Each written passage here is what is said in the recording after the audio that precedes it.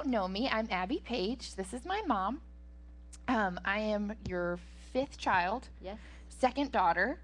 I have a little boy at home. He's a year and 4 months, and we almost have another one. Yay. So, little girl this time. So, for those of you who are wondering, I have already done the whole baby food thing, and now I'm just about to start it all over again. My son is just starting to get out of it, and I'm gonna get right back in. So, but basically, okay, I'm a little bit nervous, so just bear with me. This is my first class, so if I get a little scattered, you'll just have to be patient with me. But we're just going to be real laid back, relaxed. You can see it's a small class today, so feel free to ask as many questions as you want throughout it. We're just going to kind of work through this together, and hopefully some of the things that I have to show you guys will be helpful to you and encouraging that you can do this. I am not an expert. I'm not a pediatrician. I do not have any special degrees on health or education. I'm just a mom who grew up eating healthy, and so I just wanted a healthier concept for my son. And I'm also the wife of a youth pastor, so money is always an issue and probably always will be an issue. So anything to save money and eat healthier to me is a win-win. So that's really what I'm passionate about, is just sharing with you guys how you can really cut your budget way down, but you're not sacrificing health, and in fact you're getting a way healthier option. So with all that being said, before we go any further, we're going to just open with a quick word of prayer, if that's okay. Sorry, I'm a little out of breath, but let's just go ahead and pray for the day. Dear Heavenly Father, I just thank you for this day and this time together. I just thank you for all of these ladies and their babies that came out today. I pray that you would just use me to encourage them, and that something that I have to say today would just be helpful to them, Lord, and just use me to be a teacher to them, and that just anything that I have to share would be helpful. And I just pray that everything would go smoothly today. In Jesus' name, amen. Amen. All right. All right. We'll whisk these away. I am, By the way, are great first, kind of finger food. So that's why we decided to serve you pancakes. yes, and I'm going to talk about that a little bit in just a second. I am 3 weeks away from having my baby, so you're just going to have to bear with me if I get a little out of breath. It's because I'm huge and miserably uncomfortable. So we're just going to kind of work through today together. But anyways, let's go ahead and start off before we talk about the pancakes on the back page, which she still needed one in the back, right, Mom? Yeah.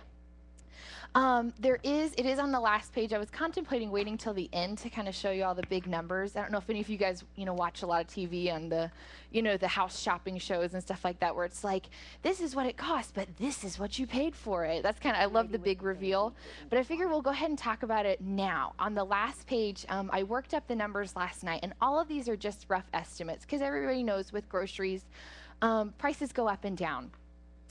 Prices of grains here go up and down. So, but this is a workup that I did last night. You'll see that Kefir, and we'll talk a little bit about that later, but that's kind of like a liquid yogurt. When you buy that in the grocery store, it's $4.39 for a quart. When I did the math on me making a quart at home, it's $1.82. And that's something that I go through about a quart a week with my son right now. We do smoothies as a snack.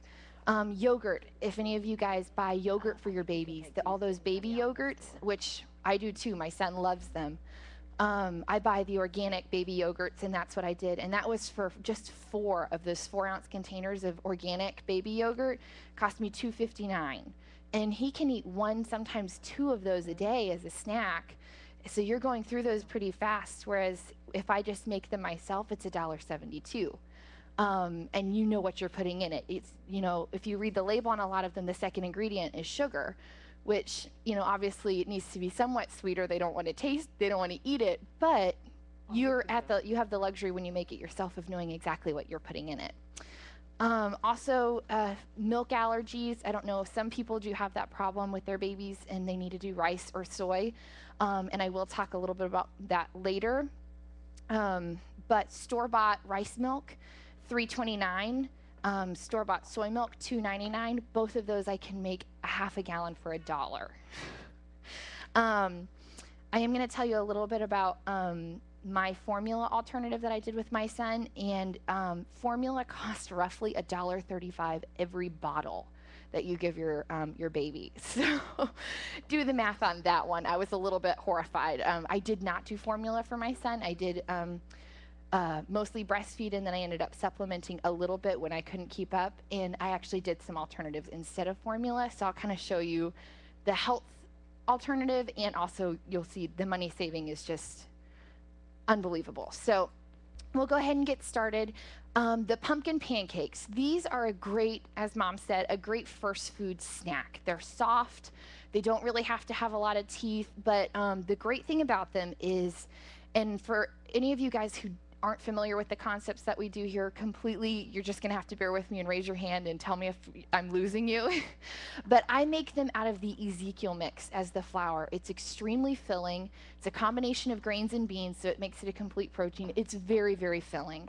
My son, even now, who he's, almost a year and a half, he can eat just like one of these pancakes, and it's almost a substitute for a meal for him. It's very filling. Do the things like adding the pumpkin so that it's really moist. I'll make a whole batch of these, and if you add the pumpkin and they're very moist, I freeze them. I'll put 2 pancakes in a Ziploc bag, in each Ziploc bag, and just keep them all in the freezer, and then every day take a new bag out, and he'll eat 2 pancakes in a day, throughout the day as his snack. Instead of things like cereals and things like that, where I'm finding that he's developing a little bit of a sweet tooth because we introduced, Honey Nut Cheerios or just little things like that, and all of a sudden he's turning his nose up at everything else. So we're trying to revert back to, okay, we're just gonna do the pancakes and things like that. So now is a really good time of year to do the pumpkin. Buy pumpkins, cook them, bag them up, freeze them, store them. Do it while it's in season. In the summertime, when it's not pumpkin season, I do bananas. I'll do like a banana spice pancake. Also, once again, just do something that's going to add that moisture so that they freeze really well. Anything else you wanted to add on the pancakes before we move on? Yeah, just real quick on the pumpkin. This is the pumpkin that we prepared yesterday. So easy, like Abby was saying, to prepare your own, and so much nicer, I think, and nutritious than the store-bought. And right now, pumpkins are everywhere. If you'll wait till next week after Wednesday night, you can probably go to these church lawns, and they will love you if you'll haul those pumpkins away. So, I mean, you can certainly buy them. This one, big one here, was only $5, and it did a big one yesterday. And I don't know how many of you have pressure cookers. Abby's going to be talking about that in a little bit. But the pressure cooker, I just cut the big pumpkin up, scraped the seeds out, cut it in chunks. Didn't take the skin off, so don't worry about peeling it. Put a little water in the bottom of the pressure cooker, sat the trivet in there, and she's going to explain pressure cooking more. But 6 minutes, it was literally, it really only probably needed to go 5 minutes. And the pumpkin's done, then I scooped it out. I really hardly needed to puree it, but I wanted it a little smoother than it was, and so I just did run it through the blender, and you could see it just get much, much smoother. So now I can either freeze this in little 1-cup baggies, or however I'm planning to use it. I usually put a cup in pancakes, a cup in muffins. I may do 2 or 3 cups in pumpkin pie, but it just depends. You can also dehydrate it, which is wonderful. You can just take it and spread it out on one of the trays. Let me get a tray. I know Abby's going to talk a little bit about the dehydrator, but you can take a cup of pumpkin and spread it out on the dehydrator tray, and then dry it, and then powder it. And that's what I've done here. This is powdered pumpkin.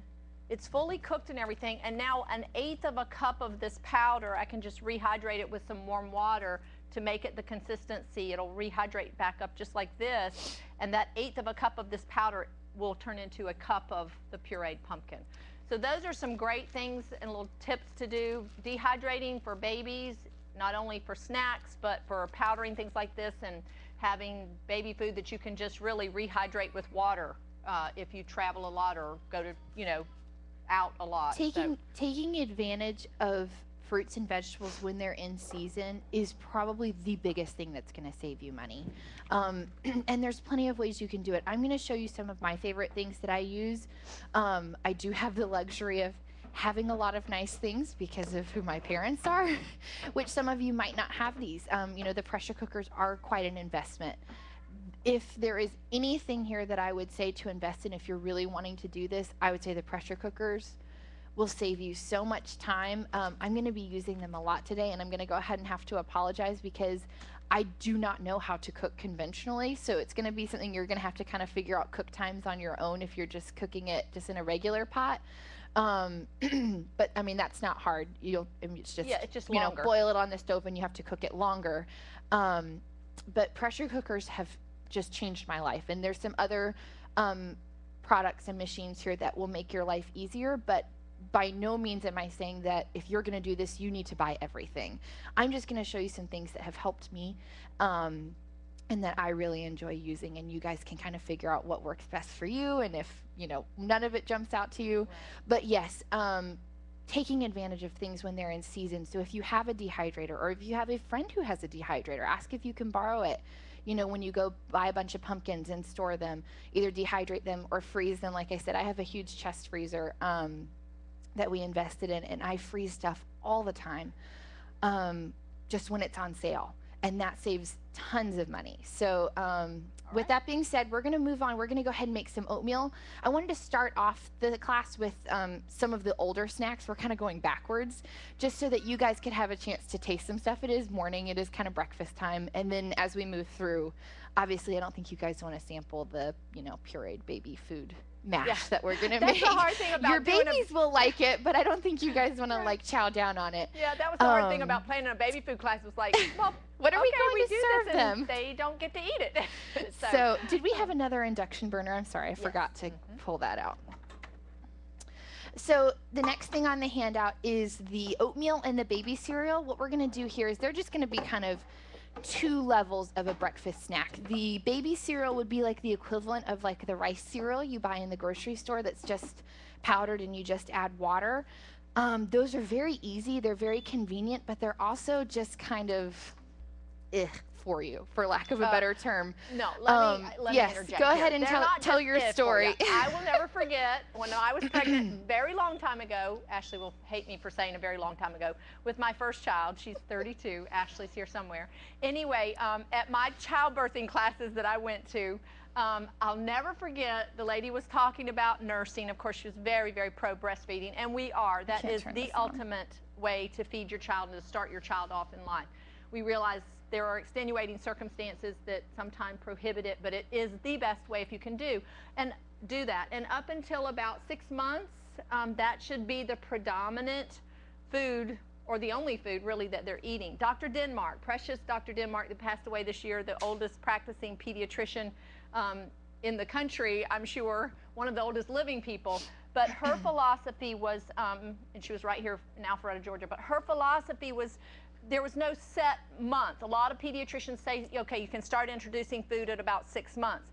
But she said when they started really, really salivating, a lot of just where they almost had to wear a bib because they would just wet their clothes a lot. So that's something you can watch for, because she said when they start salivating that much, that means they're producing enzymes, because your saliva actually has digestive enzymes, particularly for carbohydrates. So, and so that's what you want to watch for. It could be in a more robust boy, I found 3 or 4 months old, not 6. So they're salivating like crazy, and you're like, I gotta wait till 6 months, and they're starving, starting to wake up in the night again. So those are things that you can look for. And then the pediatrician that I chose to take my daughter to was very well known for being more nutritionally minded. And he really suggested not starting them on baby cereal, which was kind of the way things were up until the 70s and 80s. He suggested vegetables, squash, sweet potatoes, carrots. Those were the first 3 that he had us start children on. He said there's so many grain allergies. A lot of times kids are allergic, a little bit harder to digest. And so he said, nobody's allergic to squash, and sweet potatoes. So he really suggested starting that. I did go on his website recently, and he has introduced some of the rice cereal. But I want to tell you something about rice cereal. How many of y'all here do mill your grain already? You have grain mills. I'm assuming most of y'all are customers of ours. Do not buy rice cereal. I mean, that is just like a total waste of money. You can mill the rice in your mill, and we're going to show you that. For a young baby, you can mill the rice, the brown rice, in your mill into flour, whisk it into some water. In 3 minutes, it's ready. So why do you need to buy that rice cereal? But here's what I wanted to tell you. My childbirthing teacher told us that there was a study done on the nutritional value of the rice cereal. They fed a group of rats the rice cereal and a group of rats the cardboard box that the rice cereal was packaged in. The group that ate the cardboard box lived longer than the group that ate the rice cereal. It's just basically a dead food. So there's no point in that. It's very processed, and a lot of times just white rice, it's just unnecessary when you can throw a couple of tablespoons in your mill, whisk it into warm water, and in 3 minutes, you know, it's ready. And then now we're going to actually use the Try Best blender for older kids. The baby foods book, the super baby foods book that you have there, she has you start with, you know, making your own grain cereals, that it's silly to purchase these things. And for an older child, the blender will give it have a little more texture. But a young one, if you want it really, really smooth, then just grind it in the mill. If you want to start introducing flavors, you can, instead of water, you can use chicken broth. And I did that for a lady one time when I first learned about just putting the rice in the mill, and she was over and her baby needed some food and she didn't have any. So we just did it, and then her baby was a little older, and so I had some chicken in the refrigerator, and we just threw that in there and pureed it, and it was tasty enough. I would eat it, you know. So, and a lot of times you taste this like, and they're turning their nose up at it, and you're wondering, come on, eat this, and then you taste it and go, oh, this is nasty. But so this is delicious tasting food. So all of that being said, it's way too easy to make your own rice cereal. Don't buy it in the store. Just do it yourself here out of the fresh rice, because it will have all the good nutrients and stuff in it. I also just caved one time and just bought a box of the rice cereal that had like apple in it. I was like, oh, it's like 50 cents. You know, I'll just try it, see if he likes it. The kid didn't poop for like 2 days after eating it because there's nothing nutritious in it. And so I was like, I think that box is actually still sitting in my pantry. So don't do it. Of all things, if there's anything you can do, it's this. I'm loving them playing back here. They're too much fun. And if you guys want more pancakes for them, feel free. We're going to be real relaxed. If you guys need to go to the bathroom or the babies need to move, y'all just do whatever you need to do. So we're going to do, Mom is going to demonstrate how fast it's going to be to do just a little rice cereal alternative. And I'm going to do a little bit older snack, some oatmeal. Hudson is my son. He loves oatmeal. When he was old enough to start having some dairy, this is a good way. I just never really got into, I don't drink milk. My husband doesn't really drink milk. So we're just not a big, like, sit down with a glass of milk kind of family. So I was starting to think of more creative ways to start getting a little bit of dairy in him, because he doesn't just sit around and drink a cup of milk. So I just, you know, this is a way to put a little bit of butter, put a little bit of milk in there, so they're at least getting some. But this is so easy. So she's going to show you this, and the recipes are right here. So you'll see them. We're just going to do them side by side for the sake of time. Like I said, feel free to jump in and ask a question. And there's a lot of great recipes and ideas in the Super Baby Food book of grinding the grains in the little Try Best blender. This is a very handy tool with baby food and just making your own. Well, I mean, I love it for smoothies and shakes and salad dressing. And we're going to use it some more later. I use it all the time. It sits on my counter. I use it all the time. If you're not familiar with it, you just screw the blade on the top of the cup. The Try Best blender comes with two large and 2 small, I believe. 2 16-ounce cups and 2 8-ounce cups. It comes with, this is called the dry blade, but I use it the wet blade, but I use it even for grains. And then the flat blade is called the dry blade, which you can use. Well, that's not a flat blade. There is a flat blade that can be for grains as well. But I just use this sharper blade, the wet blade, for everything. But it'll do your frozen fruit, smoothies, salad dressing, all kinds of things. Just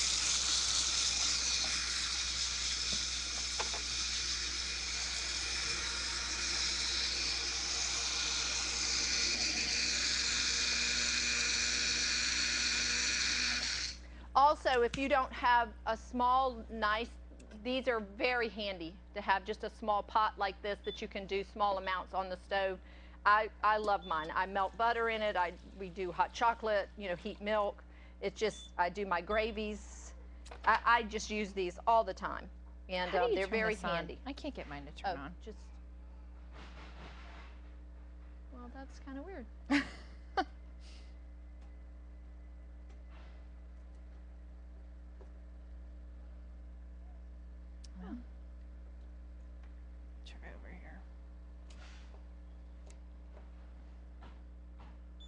There we go. Okay. Must be out. Okay, so for the baby cereal, you want to just get your water simmering. We whisk it. See how nicely it ground that into a flour. And like I said, for a really young baby, if you want it a little finer, then just run it through the mill. And this was a combination of millet and oat groats. Millet is a great first grain for babies in that it's very easy to digest. It's an alkalizing grain, and it's one of the most complete proteins of all the grains. Whoops. And then for my oatmeal, I rolled the oats yesterday from oat groats just because that's what we had here. I do not have an oat roller at home. I buy them already rolled here. It is a great buy. I buy a 6-gallon bucket. It's like, what, 28 pounds or 30 pounds or something like that. It's only like $30-something for a 6-gallon bucket. I use so much oatmeal in his food because it's so healthy for him. It's so filling. It's a great grain. I go through a 6-gallon bucket in like 3 months.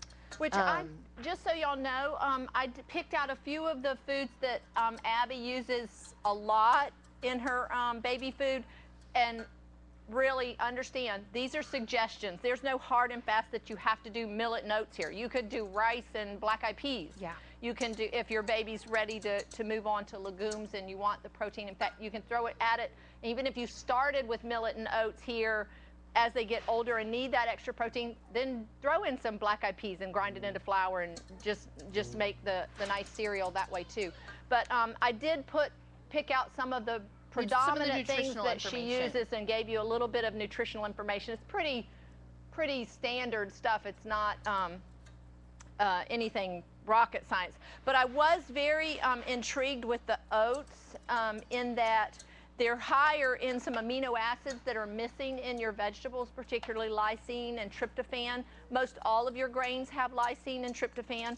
And so those make oats a complementary grain to your vegetables. So they're nice to throw those in with your vegetables when they start eating a wider range of foods. Also, 1 cup of oats provides 17 grams of fiber. That's a lot of fiber.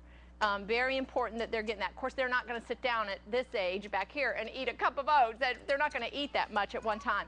But last night I was also doing some reading, and there's actually some phytonutrients in oats that are very immune boosting. And I thought that was interesting. So, and most of your grains are this way, most all of them, so don't. The interesting thing about oats is it not only has insoluble fiber, but it has soluble fiber, which is very important for softening the stool, for lowering, well, they're not worried about lowering their cholesterol, but you know, there's helping blood sugar levels stay stable. So there's a lot of great things, particularly in oats, whereas some of your other grains, like say the fiber in wheat, is more the insoluble. But there's almost a 50-50 balance of soluble and insoluble fiber in your oats. Did you have a question?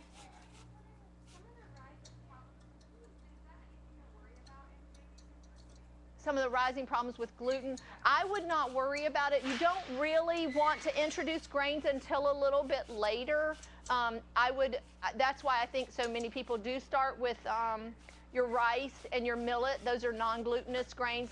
Gluten is not a bad guy. Gluten is a long strand of amino acids. It's the protein portion in your grains. So they need these amino acids, and they actually need, there's certain amino acids found in gluten that are very critically important for the developing brain.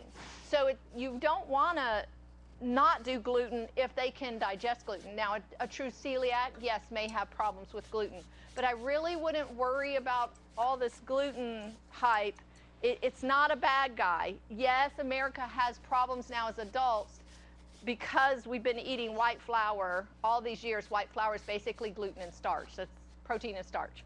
But just like we have issues, you know, digesting meat and breaking down cholesterol. Why? Because we've not been eating the foods that have the nutrients to break those that cholesterol down. So I wouldn't worry about that too much. But yes, because it is a protein and a little harder to digest, certainly I would start with the easier to digest grains like your millet, your brown rice. Oats are considered by some to have gluten in them. Others say they don't have gluten. So they still have protein and amino acids, but they don't have that particular structure that has gluten in it. So anyway, but our rice cereal is thickening up here. So as you guys can see, that was pretty easy. She just did just a couple of tablespoons of the grains in the water and a little bit of salt, and she's just going to simmer it. And then the way I do my oatmeal that I find how I like it is, it took me forever to figure out how my mom got it so creamy, but because you'll hear people say, you know, boil the water first, then put the oats. Don't do that. I find I just like to throw everything in the pot and bring it to a boil and let it simmer. There's no magic time. I just kind of watch it until it's creamy enough for me, because that's just how I like it. So, and this is just kind of a basic couple of ingredients that I like to put in mine, because I like it to taste good. I don't like it to be super plain. You can also, how Mom did it growing up, because there was, you know, 50,000 of us living at home, she would make a huge pot, just plain, and had all of the toppings on the table, and we could just do it however we like. But for me, it's just me and my son at home for breakfast. So I do it how I like it, and he just gets over it. So what I did is, you'll see a couple of the ingredients. I just did the rolled oats in water, which is easy. You always do twice as much liquid as oats, so that's really easy. And you can substitute some.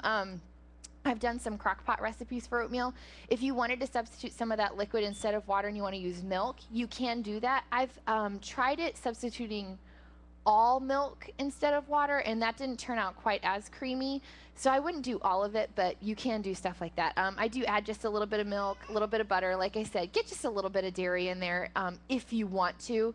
Like I said, for my son, it was a problem. We just don't drink a lot of milk, so I was trying to find ways, but you definitely don't have to. And the dairy comes later. You shouldn't add much dairy later. Until 9 months to a year. So Hudson is now 16 months old? Yeah, 16 months old. So so it's good for him. And I'll kind of explain, when we talk about the soy milk, I'm going to talk a little bit about why he hasn't had much dairy.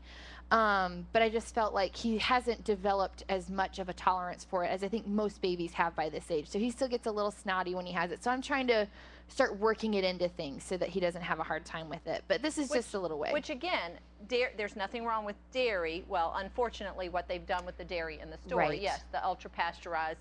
What pasteurization does to milk and these foods that they are pasteurizing is it breaks down the enzymes that are naturally there to help you, God knew what he was doing, to digest the proteins, the fats, and the sugars. So that's why if you have a digestion issue and you have trouble digesting food, one of the symptoms is you're going to get the mucus formation and the snotty nose, because it's like a toxin in your body. You're having trouble breaking it down. So that's the dilemma there. And that's why, you know, you want to for sure wait a little longer to add those things that are a little higher in protein and a little harder to digest. Protein is a little harder to digest than your carbohydrates. But I do want to tell you this, all foods have protein in them. Just because something is labeled a carbohydrate does not mean that it does not have amino acids. In fact, if you look at sweet potatoes, they have, I forget how many grams of protein, 4 grams of protein in a sweet potato. And most of you don't think about that. Avocado that Abby's going to add is a complete protein. It gives you lots of grams of protein. So even honey has amino acids in it, you know, which we just think of it as sugar. It's not. So everything has, but it's when you eat the really high protein foods that are a little bit harder to digest. Also, Abby's going to introduce you to yogurt and kefir, and I don't want to get ahead of that, but those foods, why it's so great, if you can't have access to raw milk and raw dairy and raw cheese, which that's why if you're going to do cheese, the cheese we have here at the store is great because it's raw, so that means those enzymes are there. They shouldn't be mucus forming, shouldn't get the snotty nose. But if you don't have access to those things, that's why your cultured dairy, like kefir and yogurt, that the organisms actually break down those proteins and pre-digest it for them. So that's why those are so nice to use in your baby and to give to your baby, because not only are they getting that good bacteria in their gut, but then those proteins that are harder to digest are pre-digested. Does that make sense? But you could certainly, in here, you could certainly use rice milk or something like that as a substitute if you want it a little creamier, a little more flavor. That would be a great thing to do here since it's from rice. So. Yeah, so this is just about ready, and we'll let I'll let Maggie serve this up to you guys. You probably don't want to try that because it's going to be pretty bland. But you guys will try the oatmeal. If the babies want some rice cereal, you're welcome to it. Y'all just feel free to jump in and say, hey, let me try some of that. Yeah. If anybody wants some of this, you want to try it? Okay. Go for it. Whatever you guys want to try, I just don't want to push anything on you. Because mind you, it's not salted, it's not sweetened. And that's another thing you need to understand. They have not necessarily, babies have not necessarily developed that taste for all that. Now, mother's milk, I will tell you, is very sweet. So sometimes that's why Dr. Denmark has you put bananas in most all of your food that you make, so you add that sweetness. I think you could use other things like dates. You could puree them very fine and mix them in. So there's things that you could do to add a little bit of sweetness to this without adding a simple sugar. So just mind you, I mean, this is going to be very bland because it's not salted even and it's not sweetened. And that's another reason why sweet potatoes and butternut squash are such a great first food to try with them, the pureed, because they are so sweet.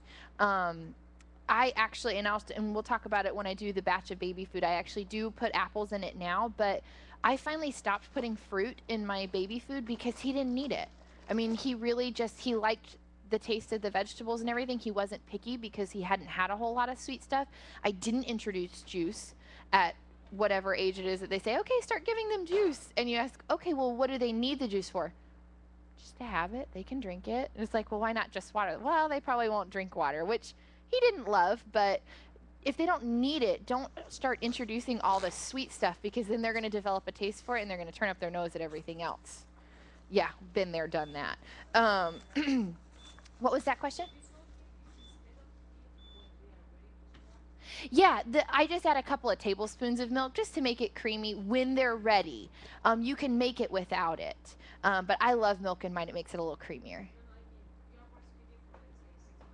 Uh-huh. Be sure to repeat the question. No, you don't want to do any dairy until, what is it, Mom? Do they say? I can't remember if it's 9 months or a year. It's a 9 months or a year, it might even be. I forgot to. Yeah, that's why I was saying this oatmeal specifically, this recipe, all the extra stuff I add is for a little bit older. But you can definitely cut out all the stuff that you're not ready for them to have, and they'll still eat it just fine. And before my baby, Lydia, my 6th child, I really started making all my food. And she loved oatmeal. And I would just make it plain with water. I would go ahead and put the little bit of salt in it. And then I would either throw in a fresh apple and puree it so it was smoother.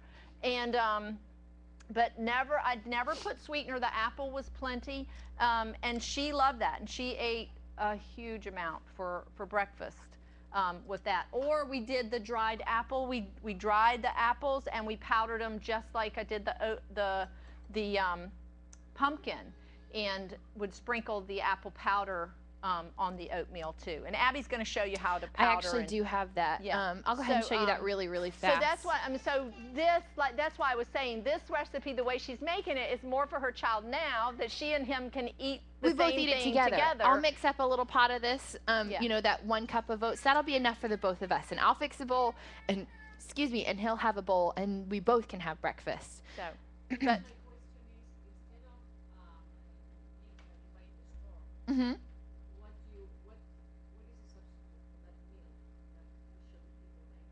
And so instead of using milk in here, just use water. Just don't.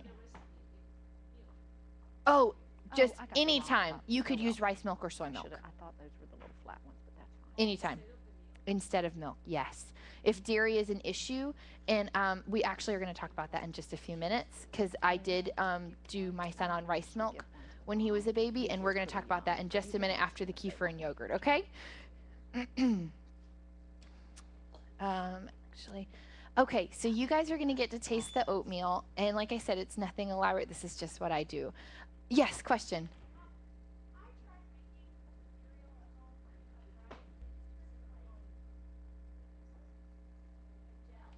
It was just too pasty?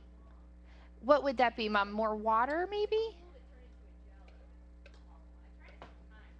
Well, It does. It will solidify once it gets cold. Because of the starches in your grains. Her question is that when she made the baby cereal at home, it turned into kind of a gel. When it cools, it will get kind of gelatinous, but because of the starches that are in the grains. When it completely cools, it may do that, but you should be able to reheat it if you're going to heat it with a little bit of water, and it should just kind of like gravy, you know, that solidifies from the fat. It'll melt. It should come back to more of a liquid. But it's definitely going to be one of those things, kind of like oatmeal, that you really, it doesn't keep well because it gets so hard. It's never going to be as soft when you reheat it unless you keep adding liquid. So it's one of those things, don't make a whole bunch in advance. Yeah. I mean, this that is something, so just easy. make as you go. Yeah. Make it as you need it. Okay, we're going to move on and talk about yogurt and kefir. These are a good first introduction to dairy, like she was saying, because it has those cultures and stuff in it that will help you digest it. It's a little bit, so it's basically already kind of started the digestion process, so it's a lot easier for them to handle. So that's how I kind of felt him out to see when he was ready, is I would try him on some yogurt and kind of see how his body reacted to it. And the first couple of times I did, he immediately got very snotty. I mean, he of course loved the taste of it, but I could tell his nose got real runny and he just wasn't quite ready. And so just, you know, every couple of weeks I would just do a couple bites of yogurt to see, you know, are you ready, and kind of work him into it. But once he was, this is great. Especially if you have the access to do it yourself and you can get some really good milk. Just because, like she said, all those live cultures are so good for them. It's good for their immune system. It's just really good for them to have. So it's a great snack. We're going to show you how to do both, how to do the kefir and how to do the yogurt. Just because I do use both. I use the kefir a lot for smoothies because it's a little more liquid. I love smoothies. Hudson loves smoothies. He was a weird child, and we're going to talk about that too. He had some very particular eating habits. He didn't take to the spoon very well. We did his baby food through a bottle, which a lot of people frown on, but I didn't really know what else to do with him. He also never mastered the sippy cup. He drank from a straw. Imagine that. A child who wouldn't suck from a cup just like a bottle, he wanted to drink out of a straw. So smoothies was easy for me because they fit through a straw. So he drinks them really well. For some of you that, you know, if your kid doesn't take to the straw, that might be a little bit older snack as well. But for me, I mean, for the past 6 months, we've been drinking smoothies because he drinks out of a straw. So that's a great, great snack. It's very filling, once again, and you can just do your own fruit in it, and you don't even really have to sweeten it that much. So it's great. I found a couple of times where I noticed he was kind of coming down with a little bit of congestion and crud and stuff in his throat, and I immediately fixed a smoothie, and it like cleared it up, like kind of nips it in the bud a little bit. Just all of those good cultures. They're just so good probiotic. Anybody want to taste the rice cereal, just the plain rice cereal, or you want some for your babies? Here you go. Okay, like the yogurt is a little more time consuming. I will go ahead and tell you, it is not hard. It is not going to be something that's going to take you all day, but it is more tedious than the kefir, and I'll show you that. But anybody else want? It's actually not rice cereal. It's millet and oats. I forgot. Anybody? Okay. Which you can use rice, but the oats have a natural sweetness of their own, so. Yes, anybody they do. But for yogurt, sometimes that is just a nice snack to grab a pack of yogurt out of there and just spoon feed it to them if you don't want to make a smoothie. Or now that it's getting a little colder, you know, I'm not going to be as inclined to sit down and drink, you know, a frozen smoothie, and neither is he. So yogurt is a good snack to still be getting that good culture, the good dairy, and all of that. So I wanted to show you both so you could see the options of what works best for you. So the yogurt instructions are going to be here. I'll go ahead and show you the kefir first because you're going to be amazed at how easy this is. It's a little bit ridiculous. A glass jar is the easiest way to do it. And I just used a little personal blender. You don't have to do it like this every time. Once you make your first batch out of the culture, this is the live cultures for the kefir. It's powdered. So I like to use the personal blender to blend it into the milk to make sure it gets really dissolved and there's no clumps. But once you do this the first time, you can, kind of like sourdough, you can use some of this kefir for the next batch and the next batch and the next batch up to 7 times. So then it really gets easier because you literally pour your little bit of kefir from the last batch into the bottom of the jar and fill it up with milk, and that's it. And stir it. And you cut out this step completely. It takes, once you make the kefir, it's going to take 1 package for a quart, okay? But then once you make that, you use a 1/4 cup of your kefir that you've made to do a quart of kefir again. I think I usually make a gallon at a time. I'll And do it's my even 4 cheaper quart if you- jars, yeah. and I'll buy a gallon of milk, and I do a 1/2 cup of kefir for my last batch, and I just pour a little bit in each jar and fill them up with milk, shake them up, and leave them on the counter. That's it. That's all you do. It's so easy. It's really easy. And let me just tell you a little bit about kefir versus yogurt. For all these years, even as a food microbiologist, I mean, that was my degree in college, I always thought, well, kefir's just liquid yogurt. But I should have thought something has to be different, because why does it not solidify the curd there?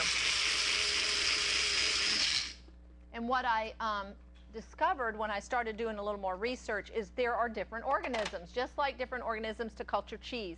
And the organisms that culture yogurt are very good for you. They produce enzymes. They, like I said, they pre-digest the proteins and the sugars and the fats in the milk. I don't know if you need to say anything there. I don't want to be talking. Okay, that's it. Shake it up, leave it on your counter for 24 hours, and that's then the put cool it in thing. the fridge. It does not have to be incubated at a warm temperature. It's room temperature. You leave it on the counter. So cold milk. That's it. Room temperature. So 24 hours for the first batch. When you use that to re-inoculate, is it about overnight, like 12? I thought it worked a little faster once you do the first batch. I think the only time it works a little faster is if it's not cold. Okay, all right. But anyway, so what I discovered is, though the yogurt is very good for you, I still recommend giving it to, eating it a lot and using it a lot. It does have digestive enzymes. It helps you absorb iron. It has lots of good B vitamins in the yogurt, and it is pre-digested food. But the thing about kefir, the organisms that culture kefir can actually recolonize your gut. The yogurt organisms really can't. Or don't. They're it's just not as effective. So for children, this is very important to get this good bacteria in their gut. They're born with no immune system. Of course, they're going to get a lot of that from your mother's milk, their mother's milk. Another important benefit of breastfeeding, and then as that immune system develops and they get stronger and stronger, their immune system is stronger about 6 months that starts developing. But it's real important to get that good bacteria very established in their gut, particularly if they've ever had to be on antibiotics. I was very blessed. We started eating this way when my kids were young, and most of them, my oldest daughter, no, not my oldest daughter, my 20-year-old has never been on antibiotic, never. And my 16-year-old had to be on antibiotics only once. When she was 4 months old, she got whooping cough because I didn't immunize. So she had to be on antibiotics. And so it's a great way to eat when you start eating real food and avoiding the junk. And even as a mother, it makes a difference. I don't know why. It makes a difference what you're eating when you're breastfeeding. It really, really does. Because I breastfed my children before bread, and they still had the snotty noses and the ear infections, and had to have antibiotics. And once we changed to the bread, my 2 younger children that were born since we started doing the bread and everything have never had an ear infection, never had to be on antibiotics except the whooping cough incident. It's been really amazing. And in 20 years of doing this, my 7 children that I birthed, they've only had to go to the doctor 3 times for an illness in 20 years. So that is pretty amazing. But anyway, so the kefir organisms can actually recolonize your gut, and that's very, very important to get that good bacteria in there. And it's something that we should be doing every day. We should be eating this way. Sorry. No, that's okay. Sorry, I'm talking too much. Really quick before I lose you off. I just added the 4 cups of milk, and then this is the Pomona's pectin, which is going to help it set up. It's like for what you use for making jelly to make it set. This is going to help it just get nice and solid, and it won't be too thin. But it is powder form, kind of like the cultures are. So you want to kind of blend it up really good. You don't have to use a blender. I mean, you could just whisk it in. But I have a personal blender, so that's what I'm using. And so I'm just going to add it here. Or is Yep, the this is culture just as well? the pectin. The culture we add later. Okay. So sorry, please continue. No, that's okay. I just, it's just real important to just keep putting that good bacteria in there. America is really interesting. We're one of the few, or only, maybe even the only ethnic group in the world that does not use or eat and consume cultured foods on a daily, regular basis. It's just not part of our culture. It used to be. I think. We just went to Latvia in April, which is where my two brothers are adopted from. And our church, as I said, my husband's a youth pastor. We really felt passionate about taking a mission trip over there, a youth mission trip. And so we went, and it's everywhere. That was my first time there. Mom and Dad have been like 10 times now, but and until my sons got totally spoiled, the two we adopted from Latvia, until they got totally spoiled here in America eating sweetened yogurt. When we were over there adopting them, I would buy Kefir. It was everywhere, but buttermilk was not. So Kefir was everywhere. So I bought that to make my pancakes and stuff with. And my son would go in there and drink glasses of the plain Kefir. And it's very tart over there. They don't really sweeten it, but it's very tart. It's everywhere. We went to a restaurant. It's kind of cafeteria style. They don't have buffets over there, but it's cafeteria style. And there was this whole bar of all of these like homemade like yogurts and kefirs and stuff as a drink or even a dessert, and you just see it everywhere. And it's all in the grocery store. All the yogurts and sauerkraut. I mean, and there it's truly fermented. For real fermented sauerkraut, and their drinks, they have several fermented drinks that they drink. Yeah, so it's just really, really good for you. This is one of the reasons why I try and really get this in my son's diet, is just for the probiotics to really keep him healthy, keep him from getting sick. I feel very strongly about how I feed him and the decisions that I made. I did breastfeed as long as I could. I had a very hard time keeping up. He was a very good eater. And so after a few months, I had a very hard time keeping up with how much he was eating. I did supplement with rice milk, and we're going to talk about that after we do the yogurt. But I just felt, and like I said, I'm not a pediatrician. I have no education to back this up. I just felt very strongly about not using formula. I just have this idea of it's pretty much just powdered dairy and fatty oils and sugar. You'll notice, formula-fed babies get very plump and very chunky, whereas breastfed babies are normal size. And then, we go to the pediatrician and they say, well, your, kid's only in the 20th percentile, but that's based on an America of all formula-fed babies that look like the Michelin Man, because they're just getting all of that just garbage oil in there. If you cannot breastfeed or there's other circumstances, I am all for it. There is going to be times where you need to go out. And he had a couple of bottles. I did get a breast infection when I was nursing. First time mom did things, I had no idea what I was doing. I did get a breast infection, and I didn't have enough milk for him. And he did have a couple of bottles of formula. But after that, when my supply went down and I really couldn't keep up, I made the decision, no, I don't want to do this. I really feel like it's not a good idea. Yeah. And so I did supplement. I still nursed him as much as I could, but he was having to have a couple of bottles a day. And I did use rice milk. I made it myself out of the brown rice here, which is great for him. You can also use soy. Soy is a little controversial for some people. So if you feel you don't want to use soy, rice is just fine. And I used rice. But I also used avocado. I pureed avocado in it to give it that great fat. So he was getting a lot of vitamins and nutrients and some of those good fats and oils that he wouldn't be getting with just the rice milk, because there's not a whole lot of substance to rice milk. So personal decision. I'm not going to say everybody should do it, but that's just how I felt. He grew great. My pediatrician was okay with it. I talked to her about it, and she was a little kind of, well, he's not getting, any dairy, and he's not getting some of the vitamins in there. The only thing she asked, she said, why don't you go get a multivitamin drops for infants and put it in his food? And I'm like, that's fine with me if that's what you want me to do, and you can do that. But my pediatrician was looking at his growth, and she's like, he's growing great. He's perfectly healthy. So that's what I did. The money saving by not buying formula, and the fact that my kid was really, really healthy. I mean, if you've never read the label on a ingredient formula label can. on formula, it's basically dairy milk, and which I'm not against milk necessarily, but vegetable oil, water, and sugar, and then chemical vitamins to put in there. I mean, and several vegetable oils. And just so you know, that same industry makes something for elderly people, and it's basically milk and vegetable oil and sugar and vitamins, and it's so that they can sell to that market as well. So yes, there's things, and like she said, she was predominantly nursing.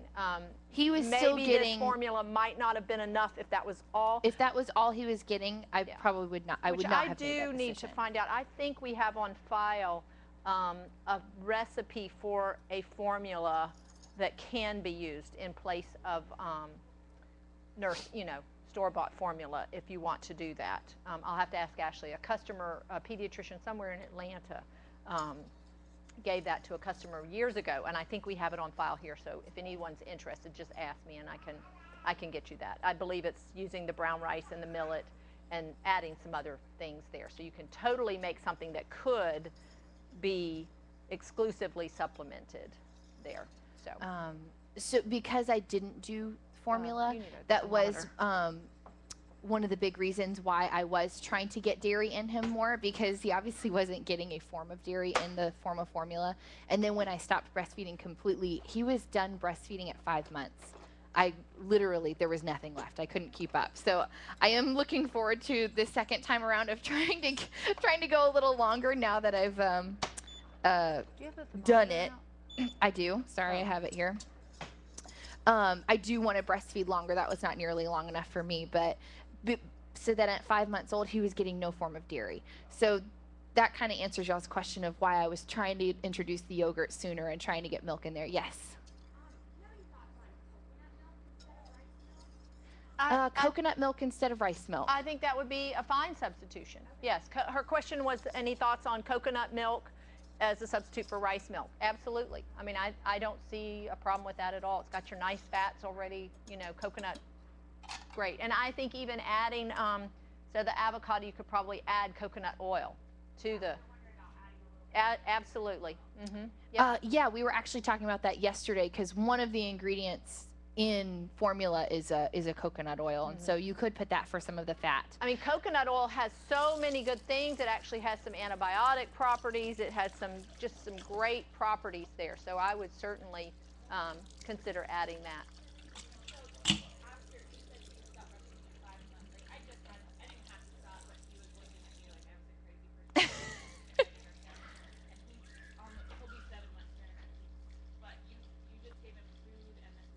And rice milk. I started him on baby foods.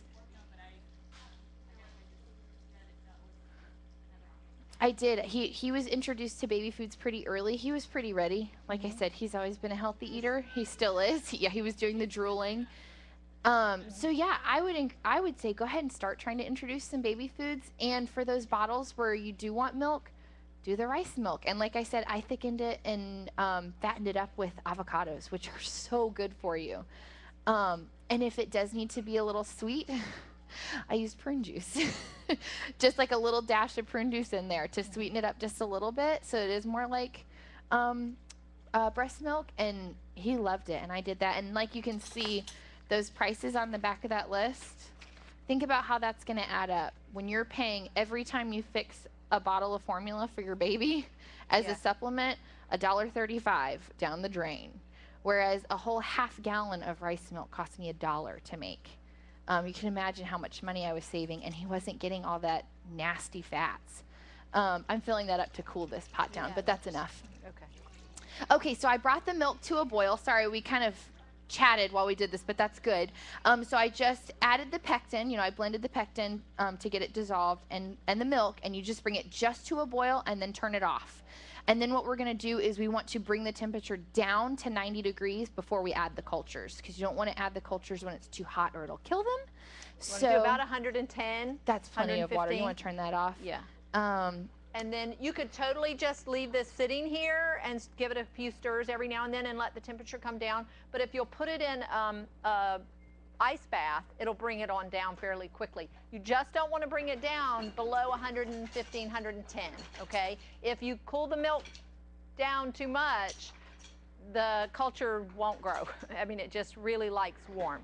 So you're just going to put it over here in the cool water and let it come down.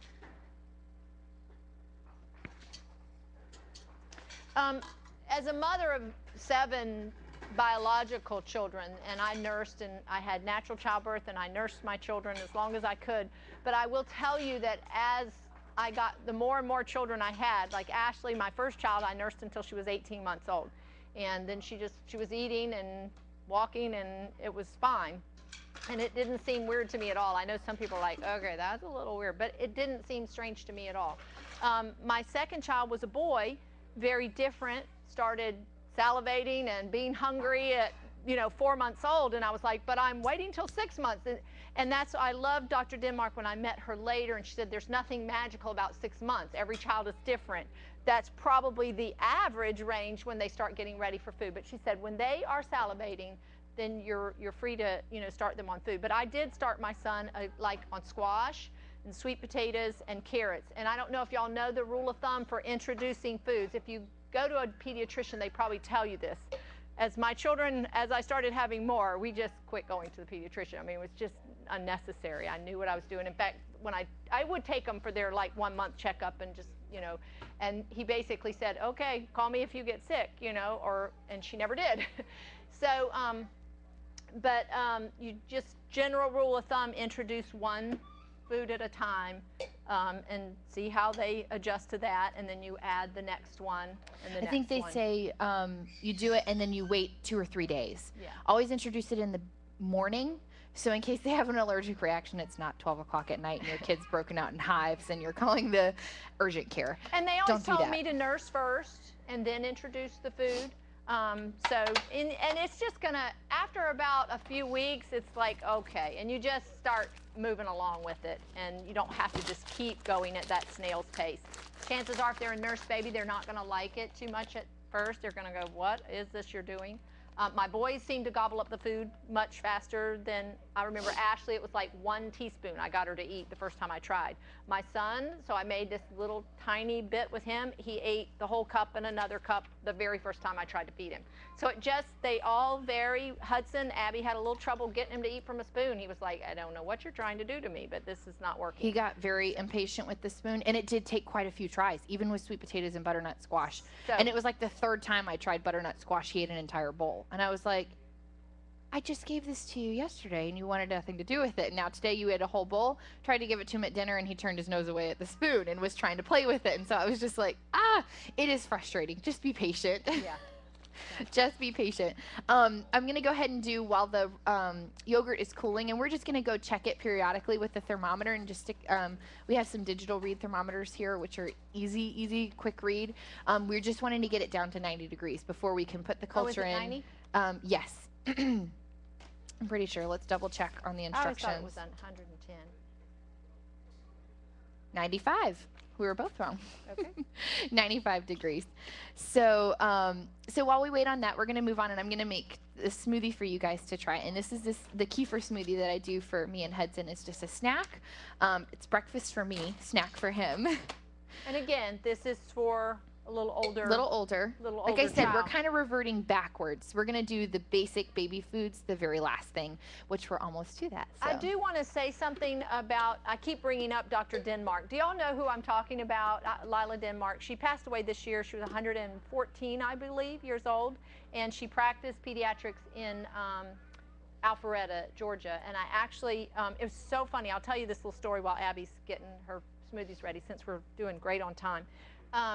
I remember Ashley, my oldest daughter, even though I nursed her and I was eating fairly healthy, I don't know, she kept getting these ear infections, and every time I go to the doctor, it was like, hundreds of dollars, and I was like, this is crazy. I just want somebody to tell me what's going on. Someone told me about Dr. Denmark, and so I called her. Now, this was in 1980, okay, maybe 81, 1981. She just passed away this year. It was so funny. I called her, and she answered the phone, of course. And anybody ever seen her? She's kind of abrupt. And she goes, honey, why do you want to come to me? I'm an old lady. You need to find yourself a young pediatrician. I'm just not going to be here much longer. That was in 1981. So Abigail had some eczema and some issues, and so this was before we started bread with her. And so I took her to Dr. Denmark in 1990, and she was just delightful. And it was so funny that in 1981 she didn't want to see me, but I guess she had a bad day that day. But anyway, I know that her philosophy with feeding children, she does not believe in dairy at all. She likes for you to quit nursing at around 6 months, and does not believe in any dairy. So I know you hear Abby talk about, adding dairy because Hudson's not getting dairy. If that flies in your face of what your convictions are, don't worry about it. I mean, according to Dr. Denmark, we don't need dairy. You can get calcium from your green vegetables, and most of fruits and vegetables have calcium in them. And like I said, everything has protein, so you can get it. I personally believe good dairy is just that. It's good. Yes, what you buy in the store, just like the bread you buy in the store, is not so great. So, so there's philosophies there. So just know that. I don't want you to be going, I've got to give my baby milk. Well, and that is just another personal decision that I made. I wanted him to be able to tolerate dairy because my husband and I are a very dairy-loving family. We love ice cream. We love cheese. We love yogurt. So we eat it a lot. So I didn't want him to have a sensitivity to it. So I didn't want him to be super sensitive to it. So that's important to me. But if you are a no dairy kind of girl, that's totally okay. Everything I do is just personal to me. It's just a preference to me. I am not the baby food master. I'm not the expert. I am not the world's best mom. I can't tell you that my way is the best way and the only way. It's just worked for me. My son, I will say, like I said, I did breastfeed. I did decide to forego formula, and I did decide to make all of his own baby food. I also decided against immunizations. I don't know if that's a naughty thing to say while we're recording this, but another thing, and I think I've spoken to you a little bit about it, it was just a personal decision for me that I decided against. My son is, and I'm going to brag a little bit, I want to say one of the happiest, healthiest kids I have ever seen in my life. My husband is very sweet, so I do know some of that is inherited from my husband. He did not get it from me. Nope. No, our side of the family is very feisty. My son is precious, but he's very healthy. We have been to one sick visit. He's almost a year and a half. One. He's never had an ear infection. He's never been on any antibiotics, nothing. The only time he did get sick was, we're also very pro-church nursery. I put him in the nursery at several weeks old. I'm very for exposing them, taking them out. I did not sit at home for 6 weeks. I took him to the grocery store. I took him to church. Of course, I didn't let people touch him and sneeze on him and everything, but I just really felt strongly about letting their immune system develop on their own. He was in the church nursery, and of course, in the fall, he was about 6 months old, and bronchitis went around. He caught bronchitis from a little boy who came to the church nursery, and I was like, I don't know what to do. You're 6 months old and you've never been sick. And so here I'm calling the pediatrician going, okay, he's sick. What do I do? That was our only sick visit. We went, he did have to do the breathing treatments. We did them for 5 days. I don't know if any of you guys are familiar with bronchitis in kids. It's very common. They said every time that he got a cold, he would probably have to revert back to a breathing treatment for a while, that he would wheeze and he would get congested again. And so I'm sitting here going, great, this is what I've opened myself up to. He didn't. He actually, he had to have a minor surgical procedure when he was 6 months old that we couldn't do at birth. And it had to get postponed because it fell on the day he got diagnosed with bronchitis, and they wouldn't do it because of his breathing. They rescheduled it. They said minimum of 6 weeks with bronchitis. We won't even think about seeing him again because of it affecting his lungs. We brought him back in 6 weeks, and so of course they're asking all the questions, how long did he do the breathing treatments? When was the last time he did them? How many times have you had to revert back to them? We did them for 5 days, and that's it. And he never did another one ever again. He still has never done another one ever again. The nurse was flabbergasted. She listened to his lungs and she said, I've never heard a baby recover this quickly, she said, and not have any signs of any scarring or anything in there. She's like, that's just unreal that he bounced back from it so fast. I firmly believe it has to do with his diet and the fact that he just eats good. He just doesn't get sick. He gets a sniffle here or there. You know, he's had a little cold, but nothing where I've had to medicate. Like I said, never had an ear infection. Whereas every kid in the nursery I see is perpetually on medication for a double ear infection. And, oh, they got an ear infection again. They got strep. They've got this. And I'm going, he's great. Yeah. And I really believe it comes back to food and what we're feeding them. So. Yes. And that's another thing, too, that I wanted to point out.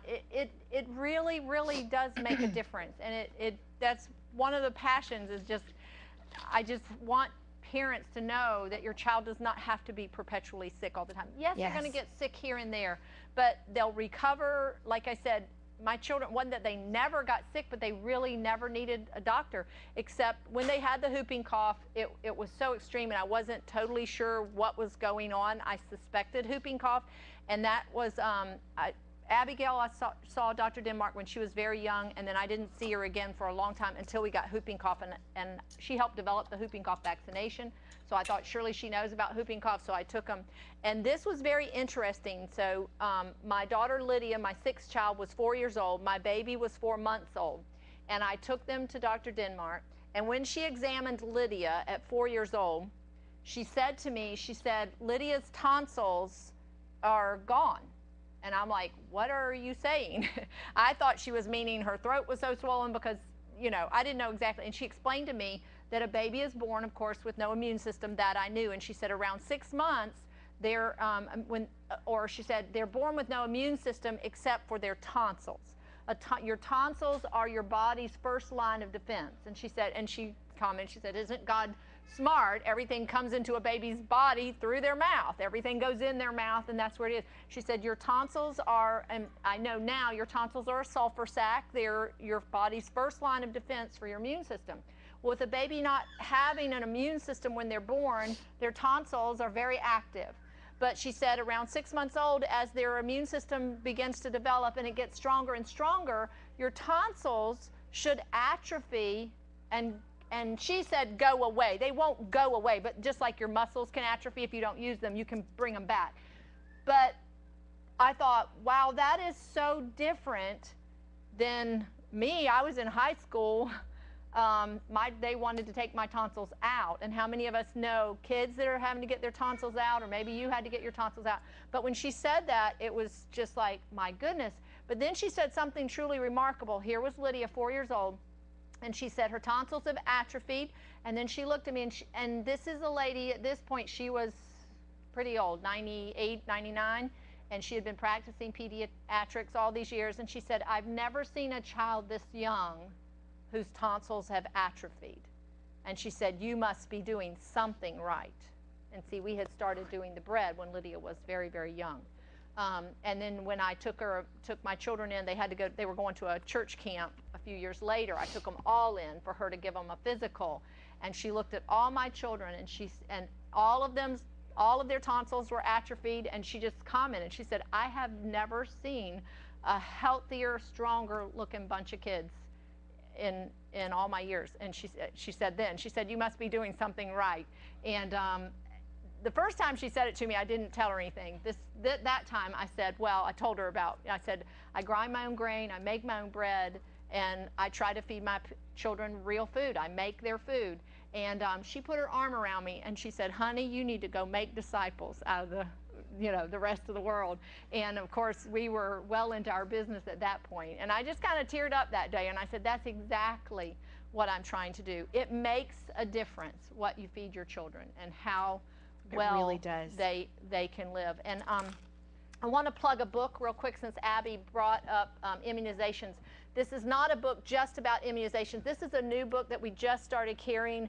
My mother-in-law actually met the author at a book fair. Just a wonderful Christian lady. She has really, really done her homework. It's called Lifestyle Choices. It's up to you. We're responsible for our health, not doctors.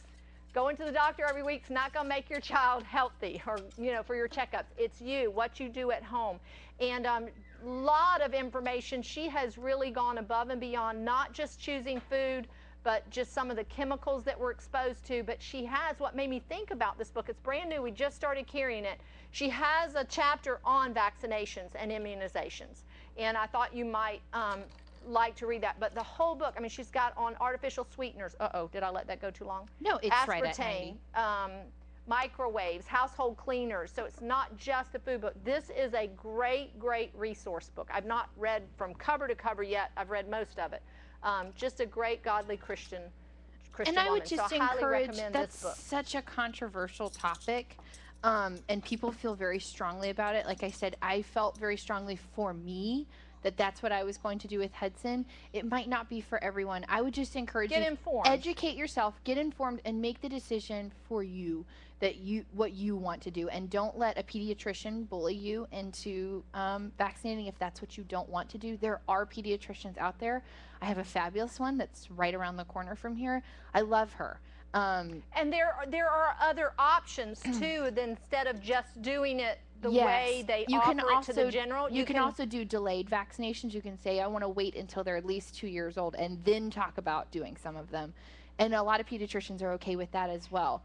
Just get educated and make the decision for you, and do not let modern medicine bully you into making decisions for your baby, because you're the one that has to spend the time with them. You're the one who's responsible for them. You're the one who's going to have to see them miserable if they're sick all the time. And don't hear us say don't do it, but it's like I told Abby when right before Hudson was going to be born. She goes, I don't know what to do. I don't know what to do. And I said, you know what, Abby? It's very overwhelming. You certainly don't need to be doing it before they come home from the hospital. They don't have an immune system yet. So why are you going to bombard them with something like this? I said, wait at least till after they're 6 months. And I said, but there's nothing wrong with waiting till they're a year old or 2 years old. So especially when you're in that emotional postpartum, just first calm down, get some information. How many of you guys, this is your first baby?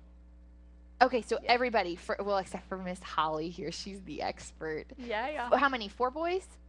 4 boys, and she just got her little girl, so we're very excited. This is a sweet friend from church, so I'm so glad she's here.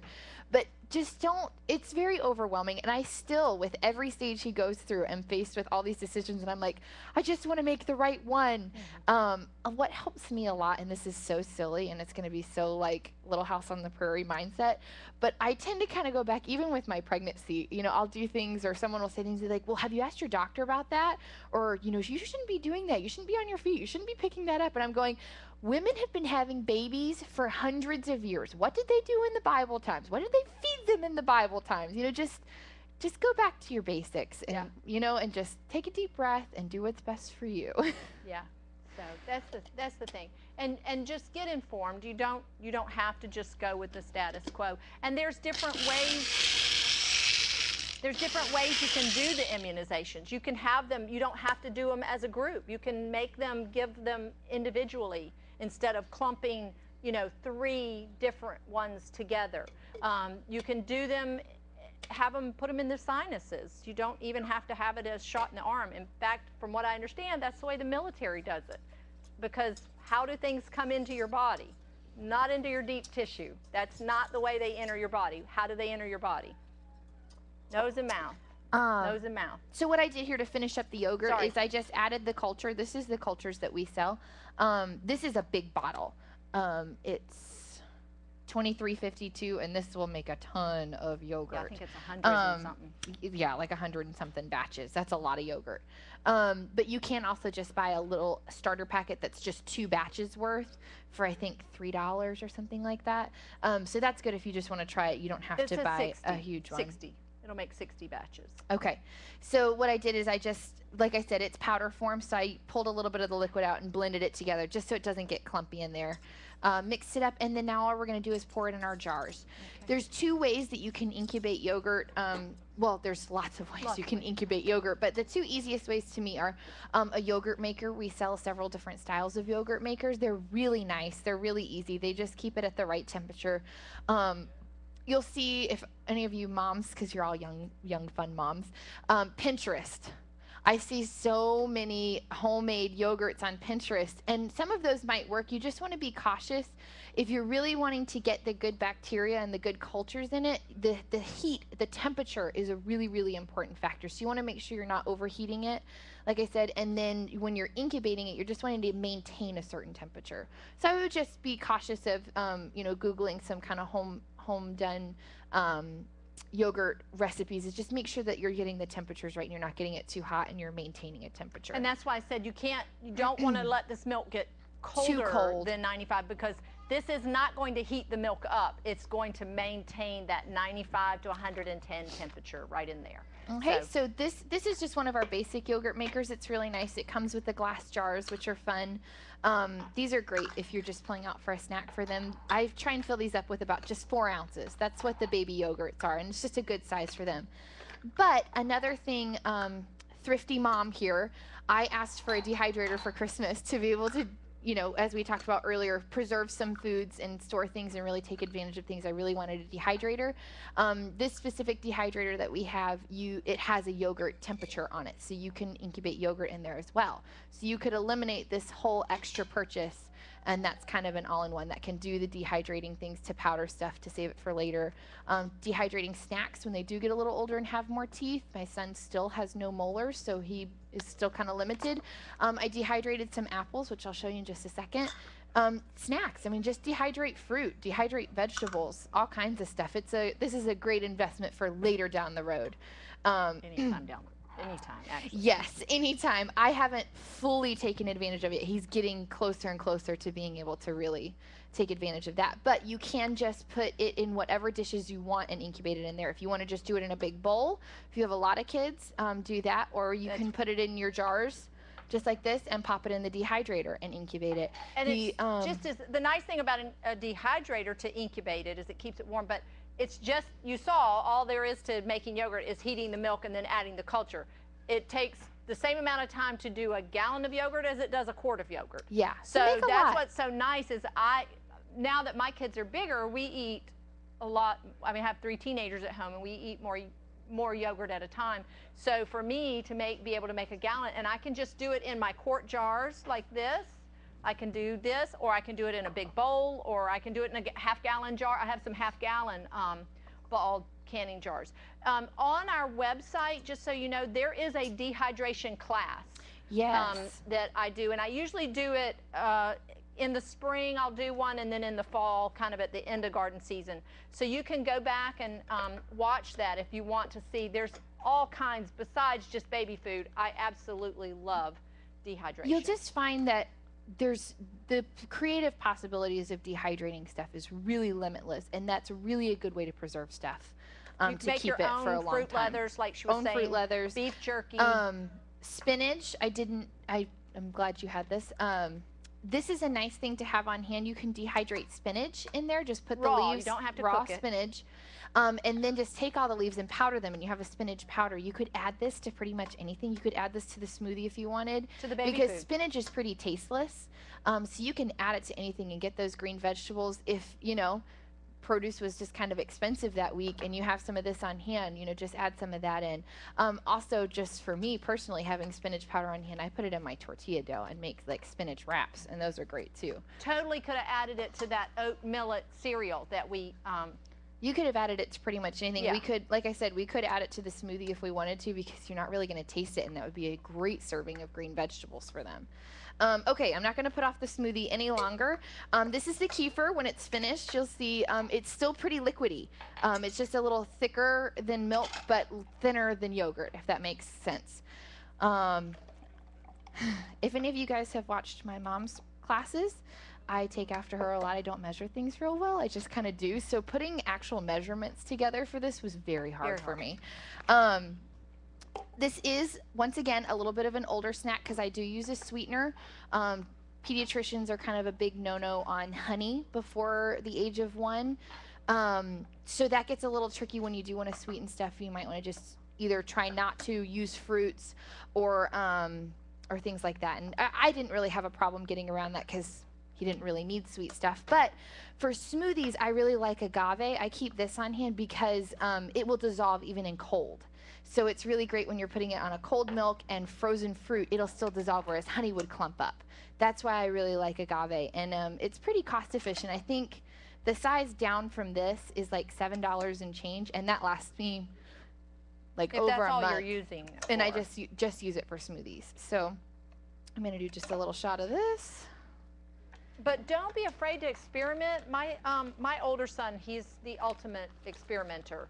Yes. And he got started using dates in the smoothies and would just puree them. And if your child can't, sometimes they'll stay a little bit chunky in there, but then if you'll just, instead of just throwing them in, like throwing in the date there to sweeten it, it'll stay a little chunky. But if you'll puree it with a little bit of warm water first, and dates are so good for you. Yes, they're very high in sugar. They're very, very sweet, but they're loaded with potassium. One date has like 1.7 grams of fiber. I mean, so you're adding fiber there, you know, and I'm going to tell you, I love the dates that we carry are the best tasting dates I've ever had. I've bought the stuff in the grocery store that are kind of hard and they're not tasty at all.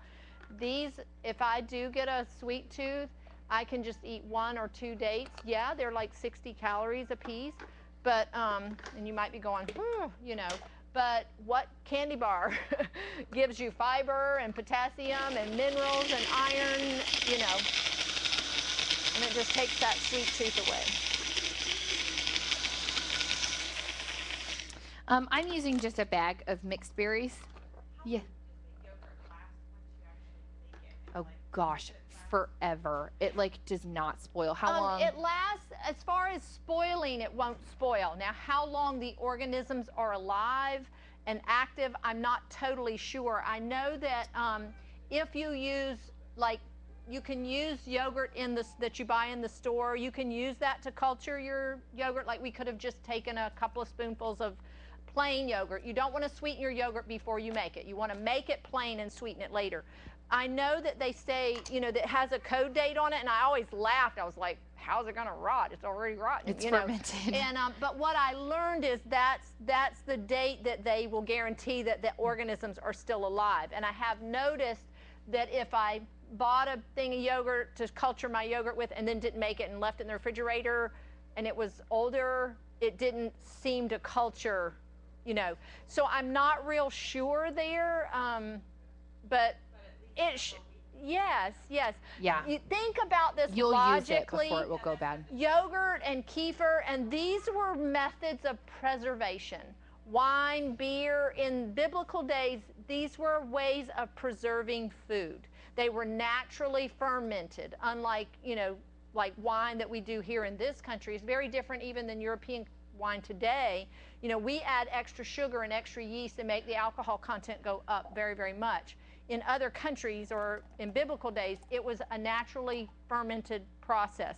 The same with yogurt and kefir. These were naturally fermented dairy. They didn't have refrigeration. How else are they going to keep all that milk that those goats are giving, you know? So, or sheep or cows or whatever. So I would have to believe that it's pretty hardy. They're pretty hardy, and they're gonna stay around for a little while. I just dropped a blueberry down there, and there is no way this belly's gonna find it under that counter. That's okay. So you want to find it? I'll find it. Have you ever done anything like, I just recently started reading about lacto fermentation, so like preserving vegetables? Vegetables. Mm-hmm. Yeah. Yep. Do y'all do? Yep, we've got a Yes. whole class online on the fermented vegetables. It's actually a fairly recent class. It was only, what, 2 months or so, Yeah, 2 or 3 it months was ago. Yeah. A whole class just on fermentation. It's online. You can Yes, watch it you can watch online. it You can online. get the handout. That's where they'll talk more about the kefir too. We also sell the crocks now too to ferment your Yeah, to vegetables. ferment the All of that vegetables. stuff is great.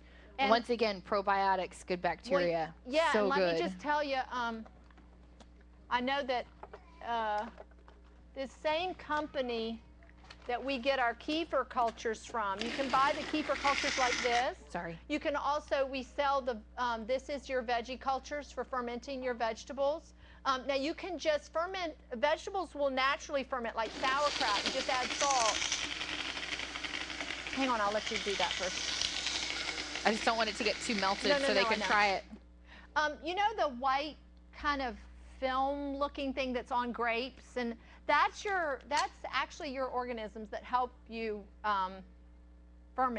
naturally ferment these foods. That white kind of thing on cabbage. So you don't have to culture vegetables totally like if you use cabbage as a base, like sauerkraut. But then there is a way it just takes a lot shorter time, like 10 days, to culture your vegetables. And the directions are in here as well as on that in that class. But I'm going to tell you something that's absolutely delicious is making your own sour cream with the veggie culture. And I'll show you what we've got going on in here. Oh, I think Ashley came and got it. She's actually making some butter. But you can culture the cream with this and then either serve it as sour cream or churn it into butter and then have cultured butter. Oh my gosh, it is unbelievably delicious. And when you spread that on bread, you're getting your good bacteria. And I'm talking same way you make the kefir. Stir it in and just leave it on the counter. And the vegetables, it's the same way. You just sprinkle it over your grated vegetables. And you can do a combination of carrots and apples and cabbage. And the apples really give it a nice flavor. And but yes, these are things that greatly enhance your digestion, so good for you, boost your immune system. I mean, this is something as Americans we need to be eating. We really, really need to be eating the cultured vegetables.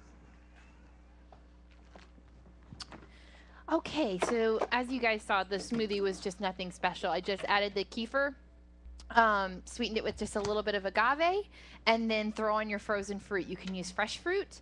I just bought that at Publix just for this class, but I have tons of fruit frozen in my freezer. Peaches, when they're in season, I got my mom to buy me a whole case of peaches, and I just cut them up and freeze them so that I have frozen peaches on hand. Raspberries were on sale quite a bit in the last few months. They were pretty cheap. And I would just buy a pack of raspberries every once in a while and just toss them in the freezer every time. And then you've got those. So once again, take advantage of things when they're in season and when they're on sale and store them. If you don't have anything in season, you don't have anything in your freezer, just buy whatever's fresh or, you know, buy a bag of frozen fruit. It's just more expensive that way. So that's just a good snack. You guys can taste the kefir is delicious. It's a little bit tart, so you do need to, in my opinion, it needs a little bit of sweetness because it's very, very tart, but that's pretty easy to get your kid to eat, right? I don't think they'd be turning their nose up at that, and they're getting those good probiotics. And for the older ones that are starting to be picky, if they do not particularly like green things, green vegetables, using the dark berries like that totally could have thrown, you can either throw, I use this a lot, throw just fresh salad greens, mixed greens, spinach, kale. You can put it right in there, it'll blend it right up. Or that's why I love having the spinach powder on hand. If I don't have this, I'll typically throw a tablespoon. I think a tablespoon of spinach powder is like a cup of raw spinach. Which is a lot. And remember, this is raw. This we did not cook. And if in dehydration, and why I like the Excalibur dehydrator so well, is you can adjust the temperature. And if you dehydrate below 112 degrees, you're preserving even your enzymes. 97% of the nutrients are preserved in dehydration. Freezing, it's only about 60. Canning, it's only about 40. And there's places for all of these. But you can see dehydration is amazing in that you can do a lot of things raw or cooked. So. Okay, we're going to move on really quick and get... Are we ready to do the soy milk? We're moving along pretty good, and we're not going to, I don't think we're going to take till 1 o'clock, which is what I was hoping for. We'll get out kind of early. I know some of the babies are getting kind of restless. Hopefully everyone's hanging in there. We're going to whip up the soy milk, and we're also going to whip up this garbanzo bean snack, and then we're going to dive into my big batch of baby food, which is what you all came to see. So let's move on with that. We'll try and get these going so we can get on with it. This is the Soy Bella soy milk. It's called a soy milk maker, but the cool thing about it is it's as easy as putting on a pot of coffee, and you can make rice milk, almond milk, soy milk, whatever. It's just very, very easy to do. On your rice, you don't have to soak your rice overnight, but your soybeans as well as almonds, you have to soak them. So all we did was and it comes with everything you need. It comes with a little measuring cup that makes exactly this pot. So we just measured out the soybeans, and it's about a half a cup. And then we soaked them overnight. And you know, I just want to say one thing. I know there's a lot of concerns about soy, but there's a big difference in buying non-genetically modified soybeans and making things yourself than the soy products that you're buying in the store. There's a lot of good nutrients found in soybeans. They're a complete protein.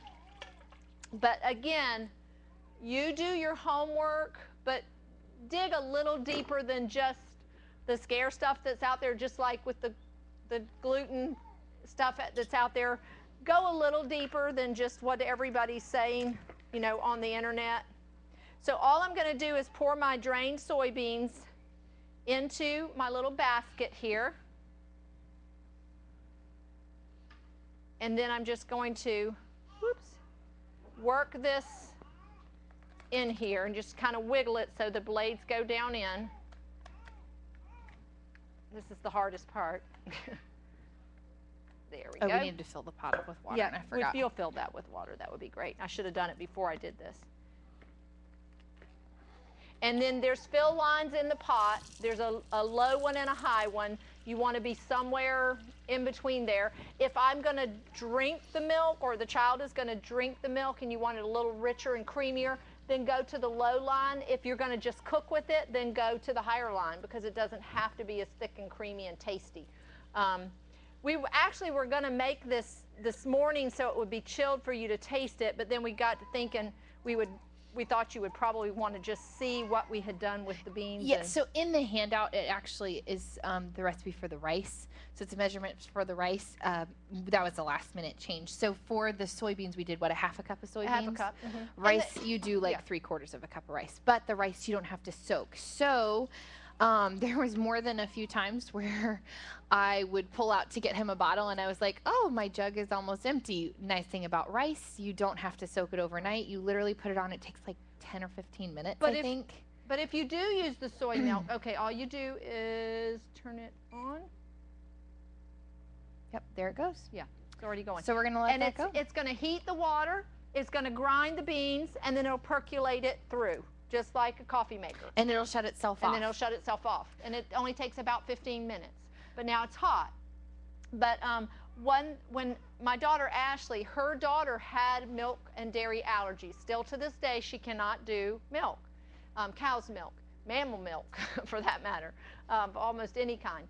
So she did a lot of soy milk and rice milk and almond milk and things. Well, Catherine's allergic to tree nuts too. So she had to do these. And one thing that we discovered, since the soybeans had to soak overnight, because like Abby was saying, the last thing you want to do is go, oh great, I don't have enough soy milk. If you're going to make soy milk, rice milk, that's an alternative because you don't have to soak them. But one thing you can do is go ahead and put your beans in, I do a quart ball jar, glass jar. Go ahead and put them in that, cover them with water, and just keep it in the refrigerator. The beans here I just left on the counter overnight, and that's fine. But to keep them more than a day or so, keep them in the refrigerator, and that way I always have that jar of soaked beans already whenever I need to make soy milk or something like that. So it's always there, and when I take them out and make the milk, I put some more on, put them and cover them with water, and put them in the refrigerator. So they're always there, and they won't spoil or go. I mean, if you left them in there a week, they would, but probably not. Several days, they're going to be just fine in the refrigerator, covered with the water like that. Does that make sense? So that way you always have them ready to go. But yeah, I wanted to show you guys how easy this is, though. The Soy Milk Maker is, I think, $99. If you do have any milk allergies in your family, or you are wanting, you do want to supplement like I did, instead of the formula and have an alternative, this is a lifesaver. It's really a great investment. I couldn't have done without it. It can pay for it in a very, very short time. In quite a few batches. If you're drinking that a lot. And I'm going to tell you, the soy milk that we make in here, I'll sweeten it a little bit and put some vanilla in it. It's very, very tasty. The almond milk, I'm not a big fan of soy milk, but the almond milk I could actually sit down and drink a glass of. It's very, very delicious. I've not tried the rice milk. This is called the Soya Bella. Yes. You can, pretty much any almond, yeah. Yeah, the almonds you have Soy, to soak overnight rice. like the soybeans, and I would do them exactly the same. Just cover them with water in a jar, put them in the refrigerator so they're always ready. Yeah.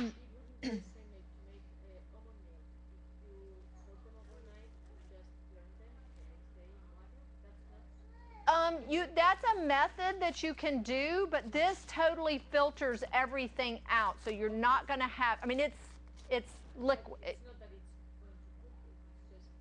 Right. It's just percolating it through the ground beans. Yes. Yeah. Okay. The rice, yes.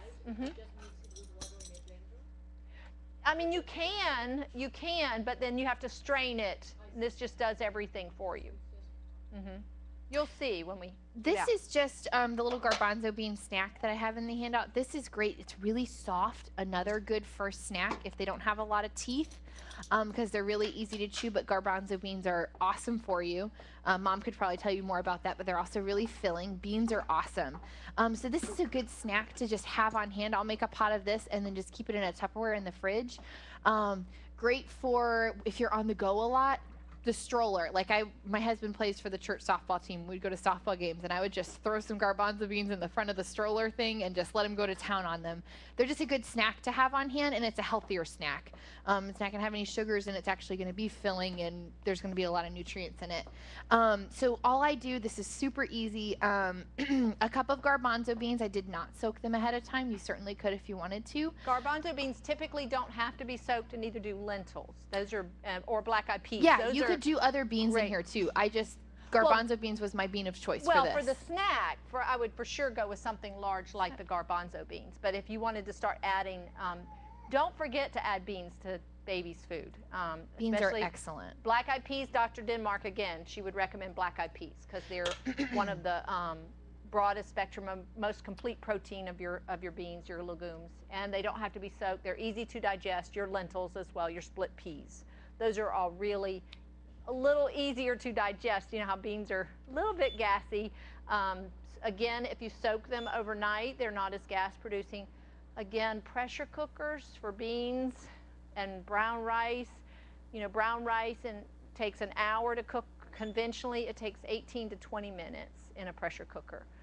Lentils is 5 minutes, 6 minutes in the pressure cooker. The garbanzo beans are 6 minutes. Is that how long you cook them? No, 20 minutes. Oh, okay. 20 minutes. In fact, the cook time on here is wrong. I cook them for 20 minutes, not 10 minutes. Sorry, I didn't proofread my handout very well. So scratch that out. I cook them in the pressure cooker for 20 minutes. Once again, if you were doing this on the stove, it's going to take quite a bit longer, and you're just going to have to kind of figure that out. Sorry, this is going to be, from here on out, is going to be where the pressure cookers really come into play in my life, and they make things faster and the food easier. So I do cook a lot with pressure cookers. And the only thing that's going to change if you're cooking just with a pot on the stove is just the cooking time is going to be longer. So you're going to have to kind of figure those out. But I did a cup of garbanzo beans and a cup of water, and then I do 2 cups of chicken broth and just salt it just a little bit. These will come out tasting just like boiled peanuts. Like, they're really good. I like snacking on them. My husband likes snacking on them, and Hudson loves them. So this is just a really, really great snack that I really wanted to show you guys. Because I know mom's on the go. I'm even a stay-at-home mom most of the time. I say I am, but I'm really not because I'm very rarely home. And I do work from home. I have a salon in my house. My husband's a youth pastor, so we do that. I work here a couple of days a week just to do it. So I'm really not at home that much. And have a 16-month-old. So yeah, you're a mom on the go if you have a 16-month-old. But you'll find that you start falling into the snacks because you're just like, I just want to keep you busy. Just do something right now. So that's why I really did show you guys a lot of snacks today, and the baby food is really going to be pretty condensed because I want you guys to see give you ideas to start with to do snacks for your kids that are healthier and easier and money saving. So okay, pressure cookers, you just put the lid on. I didn't really show you that. It locks itself. All we're going to do is I've got this all the way up on high. The pressure is going to come up. I'll turn the heat down a little bit, and that's when I start my cooking time. Which these are our Vita Quick pressure cookers by Fissler. It's our favorite. We sell a couple other brands, but this is definitely our favorite brand.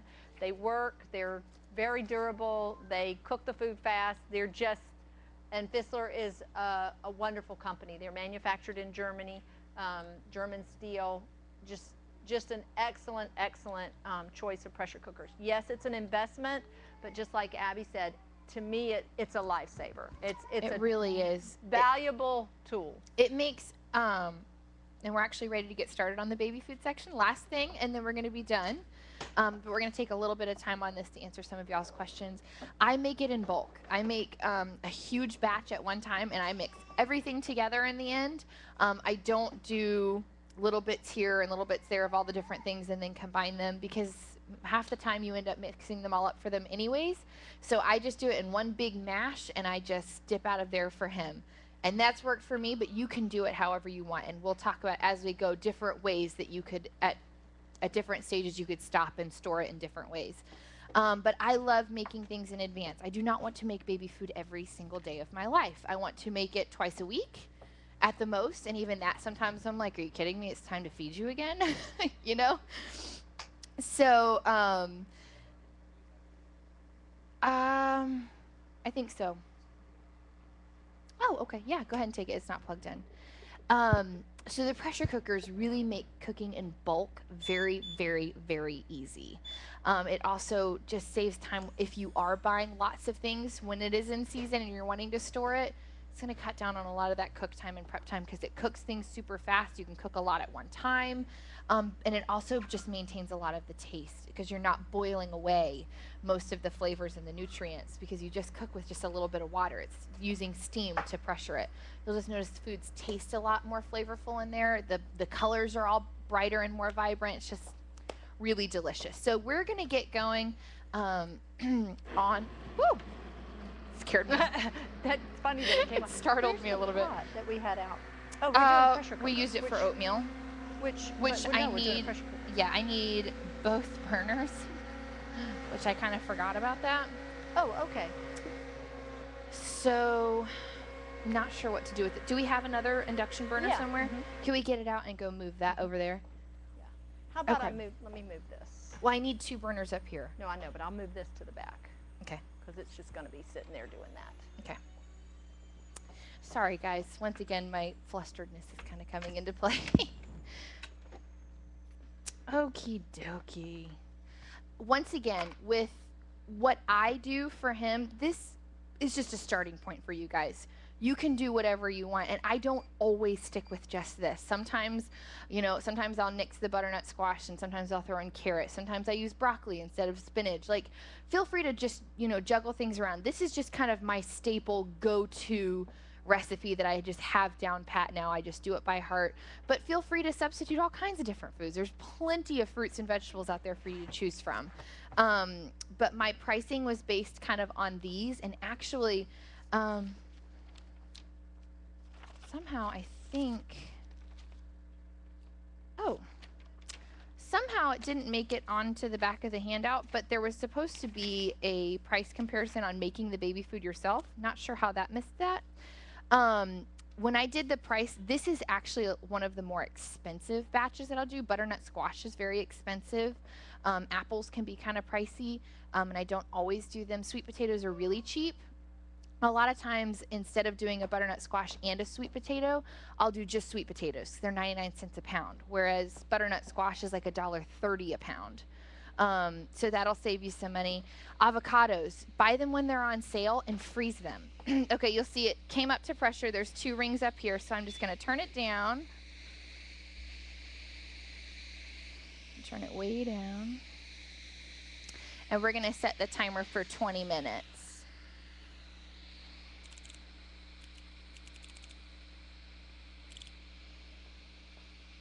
Okay, I think I did this wrong.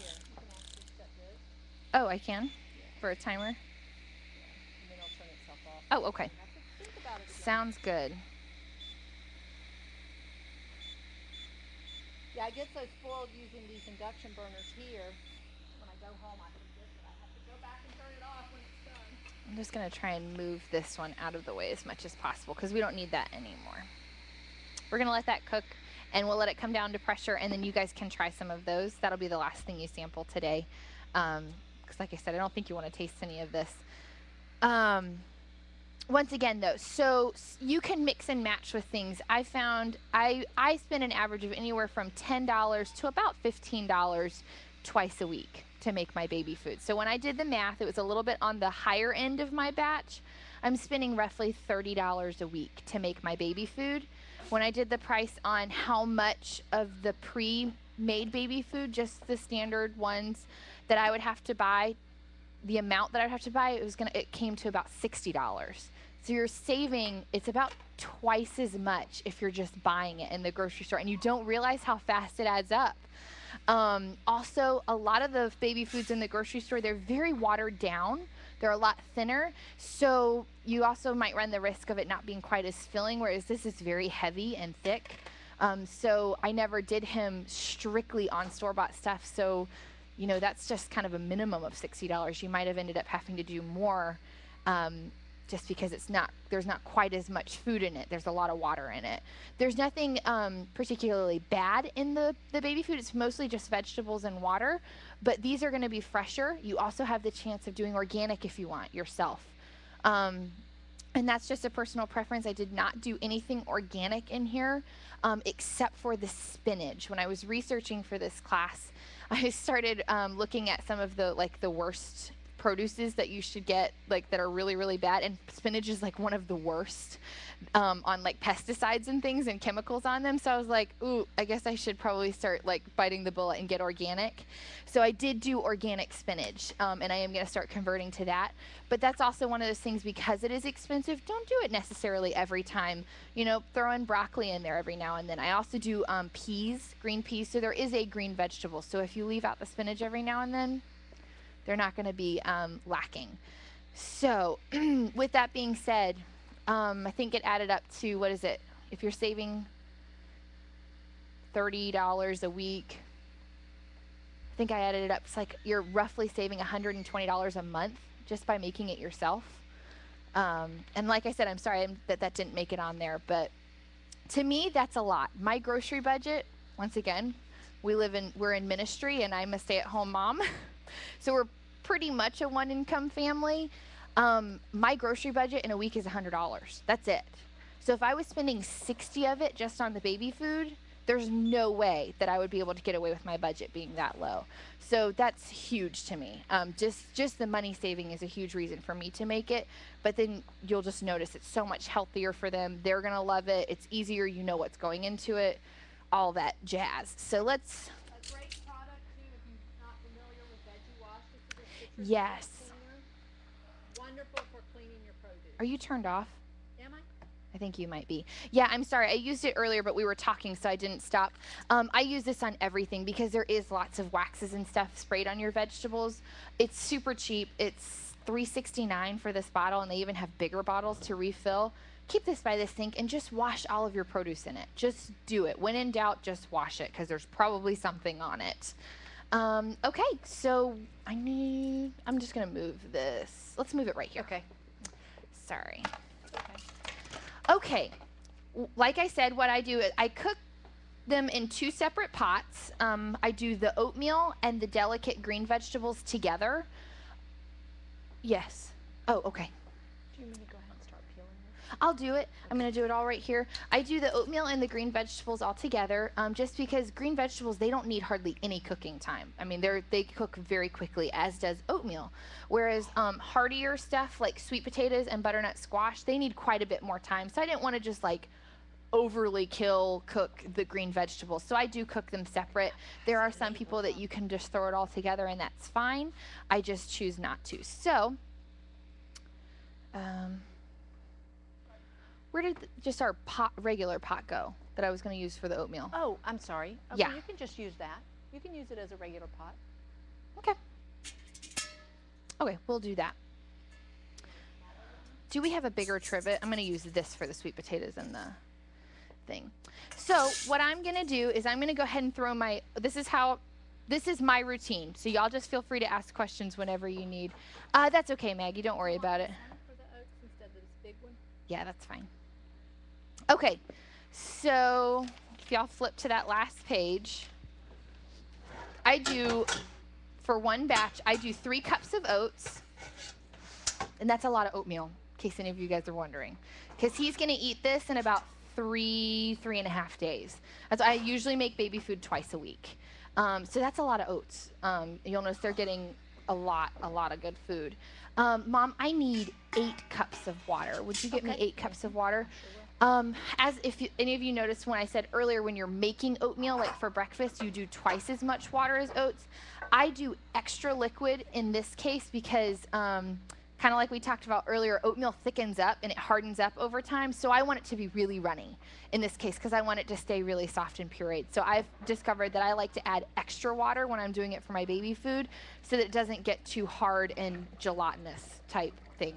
So that's why I just do extra water. She's going to get the 8 cups of water and put it in here, and I'm actually going to take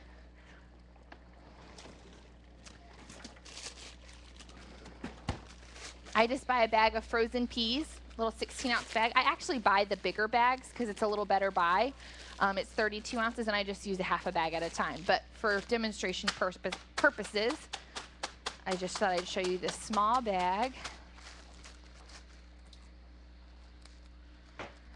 This is going to take me a little longer because we're talking and stuff, but I've actually got this routine down at home.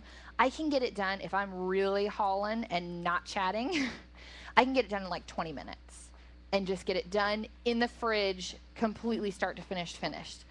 3 days worth of baby food in 20 minutes. Yeah, we can all do that. Okay, so those peas are frozen.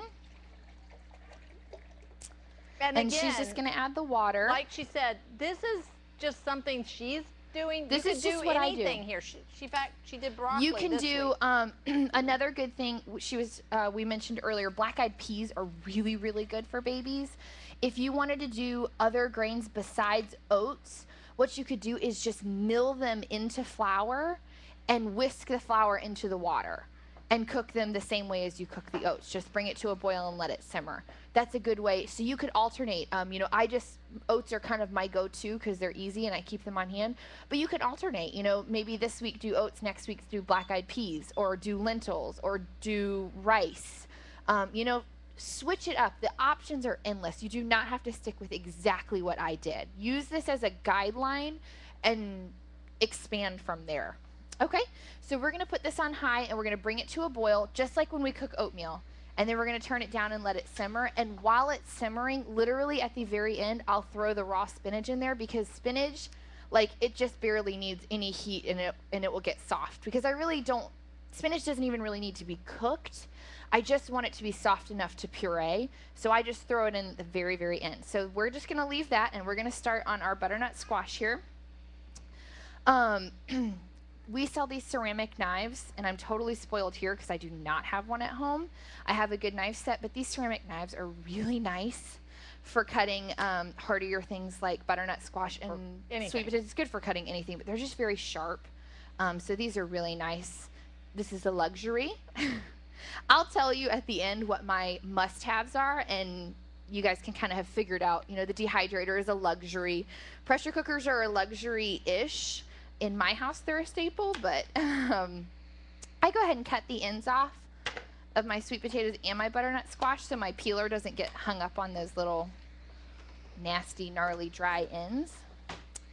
And I do peel my sweet potatoes. Some people don't peel potatoes. I don't peel my regular potatoes, but sweet potatoes to me are just they're a little bit dirtier, and so I always peel mine. I don't know how you feel about that. There's things I do when I want the food creamier, I will peel them, but I wash them really good with the veggie wash, and when I roast them, I leave the peel on. Most of your fiber is in that peel. So even a sweet potato, most people, I never peel my white and red potatoes for sure, but even for mashed potatoes. But my sweet potatoes I'll peel depending on what the recipe, like if I'm making sweet potato souffle or like in this baby food, I would peel them because they're not gonna puree down.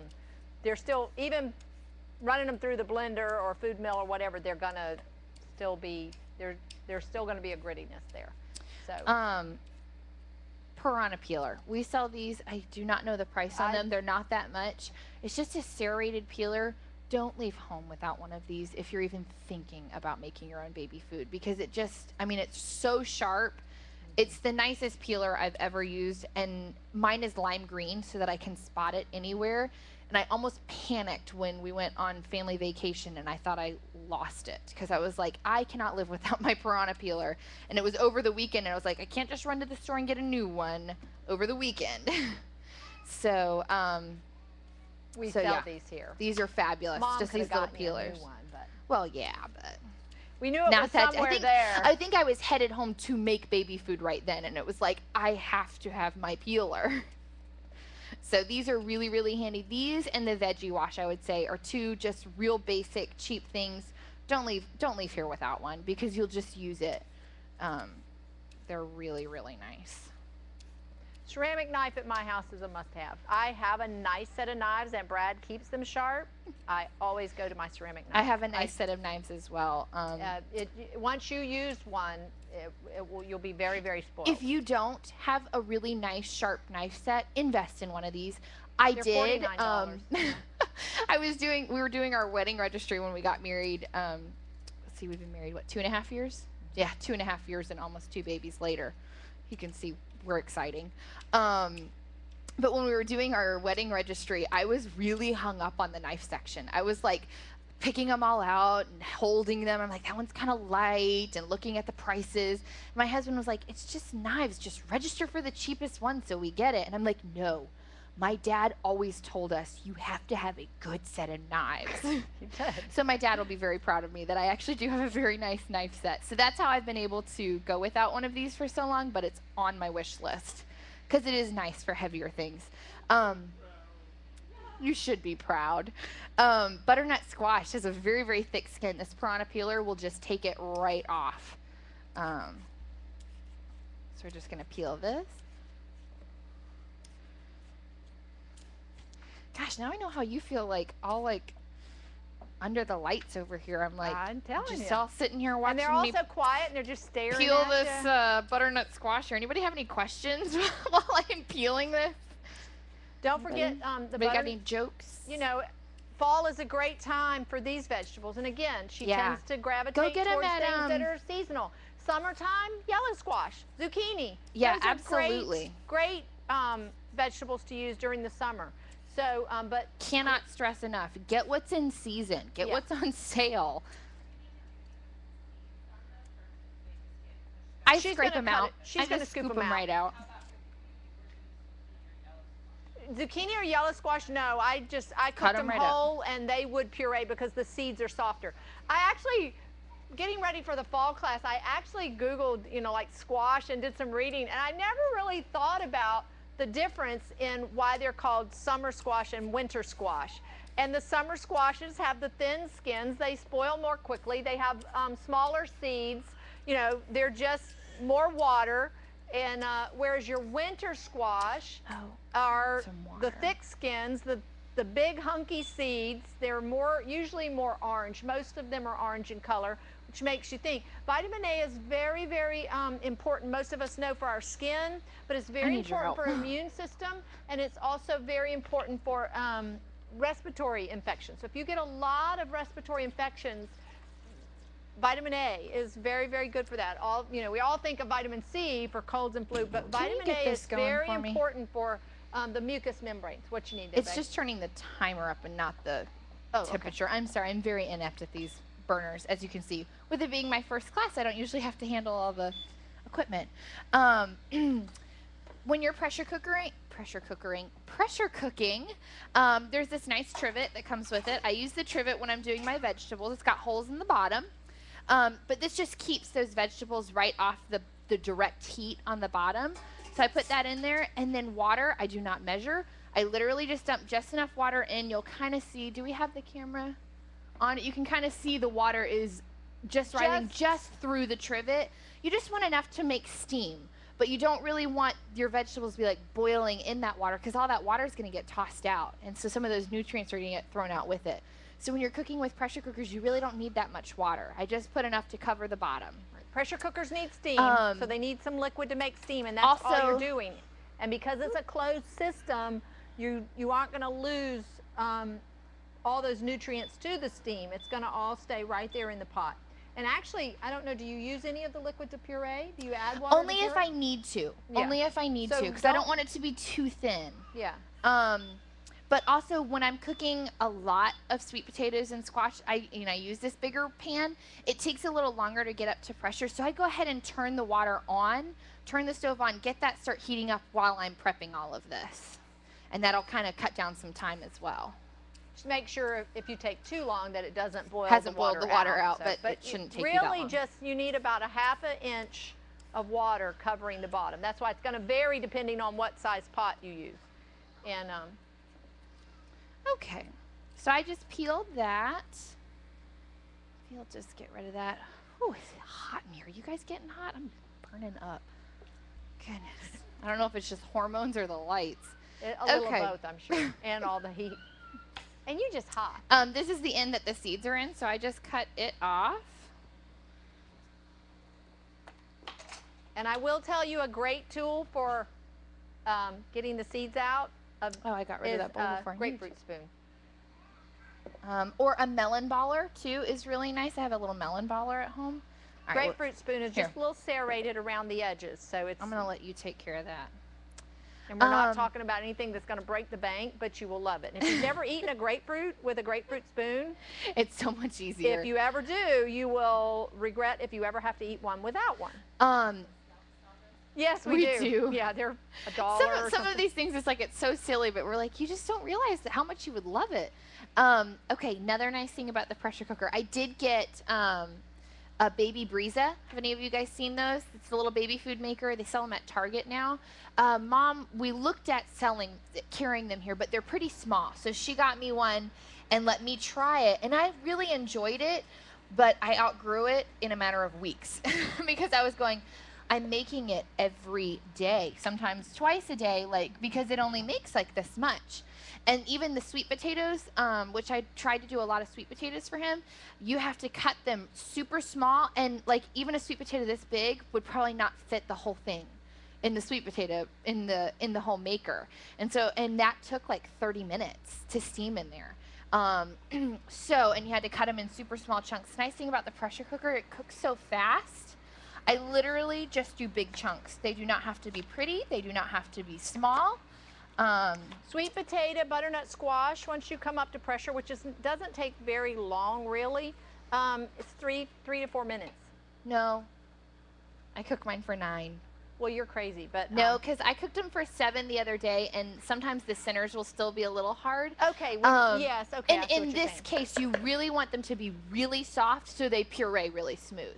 So if you're eating them for you wouldn't need to cook them that long. Right, but I cook them for 9 minutes because I want them to get completely pureed. Okay.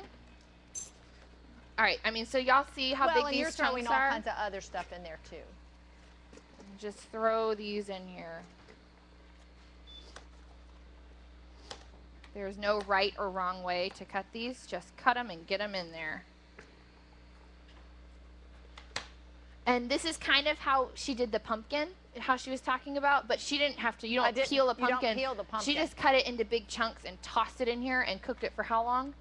Well, I cooked it for 6 minutes, but that was a little long for a pumpkin and then you size. Take it out and let it cool a little bit because it'll be pretty hot. But then you've got the skins, you just scrape it right off the skin. So that's a great way a little small pie to cook pumpkin, so fast. You can actually just cut it in half, scoop the seeds out, and put it down in there. And 6 minutes. And then literally, I went to lift it out of the pressure cooker, and the whole skin just came off. So there was my little mound of cooked pumpkin just right there. Okay, you ready for your apples? Were they washed already? They were not. Oh, okay. I'm gonna wash those really fast. I thought you I kind of forgot about the apples. I think I mentioned earlier, I've just recently started adding fruit back in. Now that he is doing more snack foods and he eats more table foods, he has, he's had sweeter stuff. So he's getting a little bit pickier, but for the longest time, I didn't put any fruit in his food if I didn't want to, because it didn't need to be sweet. Obviously, you know, if you want to get some vitamins and stuff in there, you can, but you're getting a pretty good array on the vegetables anyways. So, but just recently I've started throwing in a couple apples. I'm choosing apples because apples are in season. Get the ones that are cheap, get the ones that are on sale, go buy a whole bunch and freeze them if you want to. So that's why I'm doing apples. And I normally do just like 2, but I think I bought 4 yesterday, so we'll do that. It doesn't take much, because the sweet potatoes and the squash are already very sweet.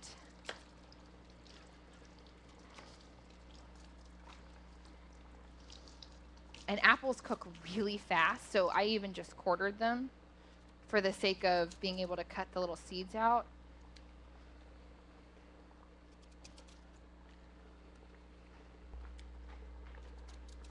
There actually is a way you can just go, if you hold the apple like that, you can just Show me your ways. kind of just Oh, go wise down the one. side. Oh, yeah, well, that would totally make sense. Let's do that. See, learn something new There you go. all the time. You want the other one? Yep.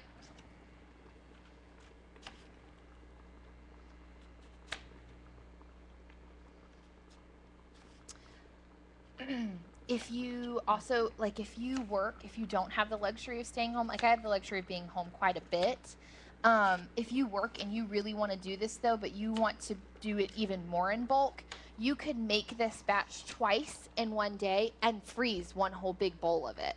I've done that before. We have the pails that our grains come in here, the 1 gallon pails. I find most of the time, unless I get a little excessive and add a lot of extra stuff, it usually fills up one of those gallon pails like perfectly. And I just keep that in my fridge, and I just slide that pail in and out of my fridge and scoop out of that.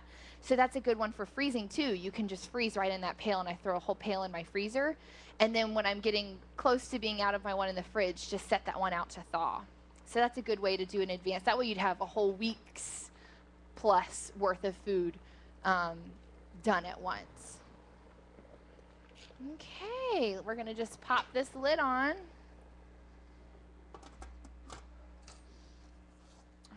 Wait for it to come up to pressure, and we'll set the timer for 9 minutes.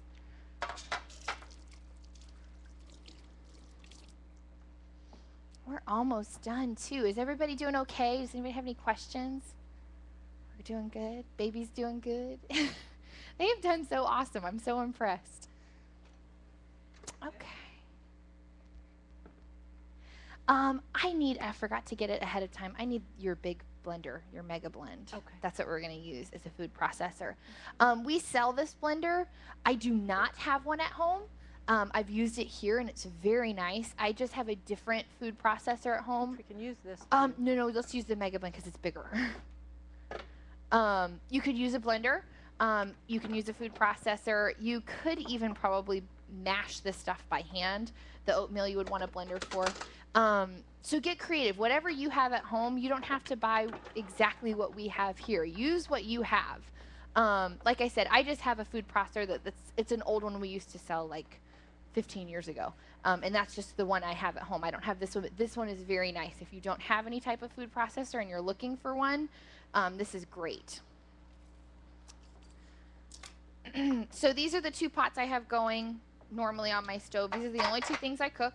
I just cook all the heavy duty stuff, the stuff that needs to cook longer in one pot, cook the more delicate stuff in the other pot, which it's ready anytime. And then the avocados, you don't have to cook at all. In fact, you don't really want to cook avocados, right, Mom? Mm-mm. Because all the good stuff is there. You don't want to cook all that out. So, And again, like I said, most of us know about avocados for fats and oils, but and don't think of it as a complete protein, but it does have the full spectrum of all the essential amino acids, very high in protein. So one of these are we missing? is One of them me is an giving you issue, trouble? so I'm just going to check it real quick. Okay. Well, I'll wait for you to find that, and I'll just show them. Once again, I mentioned earlier, avocados quite regularly go on sale, 10 for $10. Buy a whole bunch. You can freeze them. I Googled online. You can officially freeze them for up to like 5 months.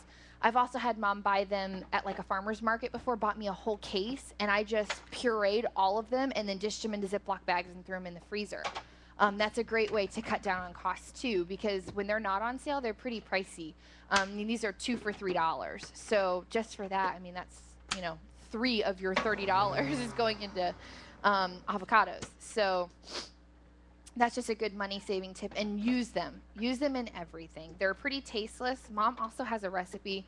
I should have included it. Oh, yeah. Forgot about for a chocolate pudding that's made out of avocados. Oh, it is. So for older kids, obviously we're not there yet. For older kids, you can make this chocolate pudding out of avocados and like the raw cacao powder. And I think you use like coconut cream. Little agave. Little agave. We have the recipe out there in the store. We do. We have the recipe. Ask for it. We'll see if we can print some up for you guys. Yeah. Because that's a great snack for when they're older.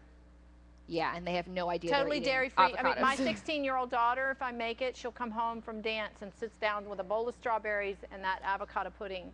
And but yeah, my niece, Ashley's daughter, has dairy allergies, that's a dessert for her because it doesn't have anything in it. But yeah, use avocados. They're so good for them.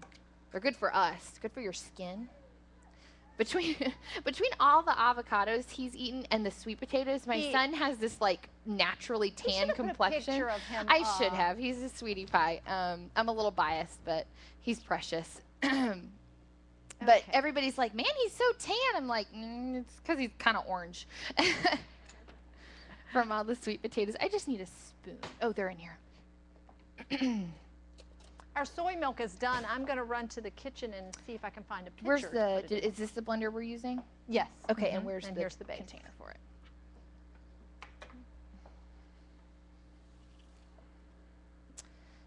Okay, don't run off too far because I'm not sure how to use this. There we go. It's pretty easy. Oh, you have to have the lid off to get it. Yeah. There we go. Just lock it in place. Okay. So what I do, and you want to be kind of tricky with getting your avocados. Don't want to get them too ripe because obviously you're wanting this to last a couple more days and they're uncooked. So if you get them when they're like on the verge of spoiling, you could run the risk of spoiling your whole batch. So don't get them too ripe, but you don't want them to be hard, otherwise they won't puree well. So kind of that in-between stage. The same if you do get the recipe for that avocado pudding, same thing. If you get them too hard, it won't puree nicely and be smooth. It'll stay kind of lumpy, and then somebody will go, what is this? But if you get them just where they're just a little soft to the touch and not too far gone, then they'll puree up. And I mean, if you just let the blender run when you're making the pudding, and then literally it takes 5-10 minutes max to make this. The hardest part is getting the avocados out. And literally just add the cacao powder, the agave nectar, vanilla, and a little bit of the coconut cream. Not coconut oil, but coconut cream. And I have made it without that if I didn't have it on hand, and it was delicious. I'm going to need a big, giant bowl to put this all in. Okay, all right. Can I have a big bowl from the kitchen, Maggie? One of those big plastic bowls, like a white one or something. If you let the blender run just a few minutes, just let it blend, and you'll see it puree in it, and then it'll turn shiny, and that's why it's called satin. It gets very shiny. It looks just like chocolate pudding. I've served it at parties. People have no idea. It's really quite good. A raw chocolate, and it's wonderful with bananas, pineapple, strawberries. It's just very, very delicious. Perfect. Thank you. Usually, she can't pull over her super healthy alternative foods on me. I'm like, that doesn't taste like what it's supposed to taste like. But that chocolate pudding actually is really good. Another just thing while I have it here, the avocados, when I did puree them for the rice milk, you do need to thin it to get them really pureed really good. So that's why I always made the rice milk in advance and use some of the milk to thin this out before you add it all back into the pot. Also, you can use a little bit of the prune juice to thin it out. But you just want to get it really smooth for that. Can turn this Our soy off. milk's been ready. I'm sorry I didn't tell you. It's like I said, it takes about 15 minutes to brew it. It is hot. The oatmeal is plenty done. It's just been simmering over here. And then the spinach has been pre-washed. Because this is so expensive, it's the organic spinach, and that's a lot of spinach, and there is a green vegetable. I would probably, to make it stretch, only use half of this for this batch. Use the other half in the the next batch in a couple days. So I literally just pile this on here, and you'll see. I'm gonna sweeten it up. See here, it's like crispy. It's very crisp, squeaky. We just want to get it soft enough that it'll blend up. And I don't de-stem them or anything. You're just pureeing it all up, so they're not gonna care. On the soy milk, see how nice and creamy it is? Can you see? Rice milk is much thinner. Yeah. It'll be much clearer. It'll be a really, really light But I white do color. want to tell you, we carry a brand of soybeans called Laura soybeans, and they're particularly for making soy milk. And that's I mean, what you we can used. do them out of regular ones, and I do always buy organic on soybeans, okay? Soy and corn are the two most genetically modified grains. Wheat has not been approved to be genetically modified in this country, but your soy and corn has. So always go organic. Organic, by definition, cannot be genetically modified. So you're always safe. When in doubt, go organic. And I've even started going, rarely do I buy canned corn, but we've got this new Mexican recipe we've been making that has a can of black beans and a can of whole kernel corn, or even frozen whole kernel corn. I always go organic now, just to make sure that. Which that's another thing. Sometimes I'll put corn in his baby food when it's in season. You'll find when it goes in the grocery store when it's in season, it's like 8 ears for $1 or something like that. Buy it, decob it, freeze it. That's great. And we actually have it's on back order, but we have this great decobber thing. I think it's like $10. It's incredible. I wanted to show it to you guys today just because it's so nice. But we won't have it in stock for another couple months, I think. Okay, you see how soft the spinach is now? Like, the heat is off.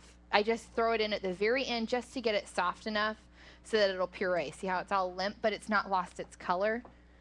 Okay, why is that not coming up to pressure? It's just taking a while. That. Don't you think it should be up by now? Shouldn't this have been up to pressure by now? No. Oh, it's building. Okay. We're just waiting because it's a big old pot. But once it does come up, it'll only take 9 minutes. So we might be waiting on it a little bit to finish up the class. But did you ever show them?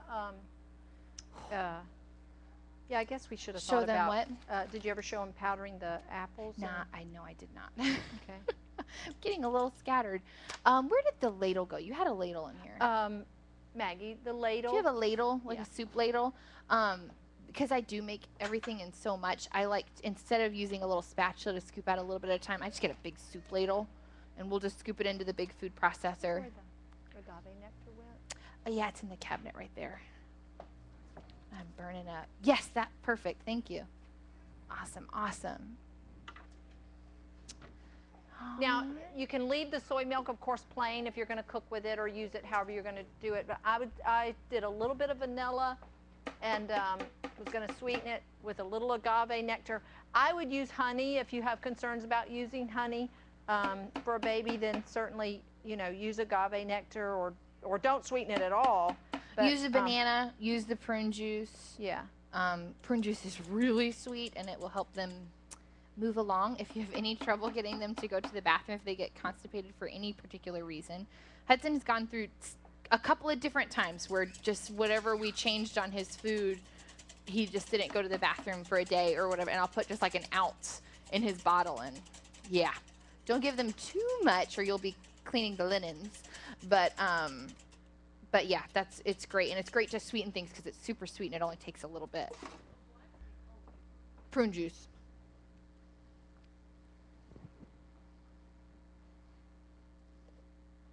Okay, that's probably good enough.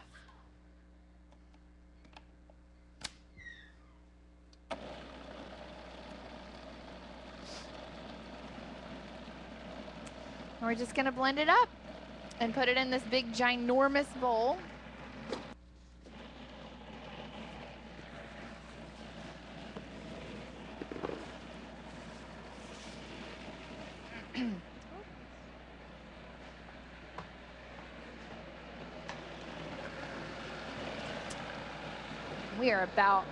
We're about ready to wrap up. So hang in there for like 5 more minutes.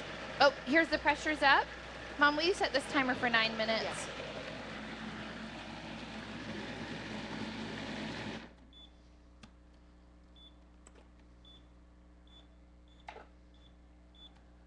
Can you guys see that in the, yeah. See the consistency.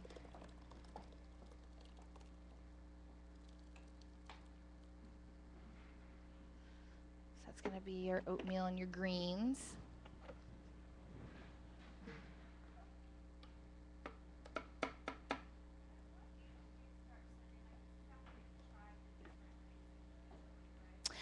Yeah, I started off with just the sweet potatoes and the butternut squash, but it wasn't very long before I was doing all of this.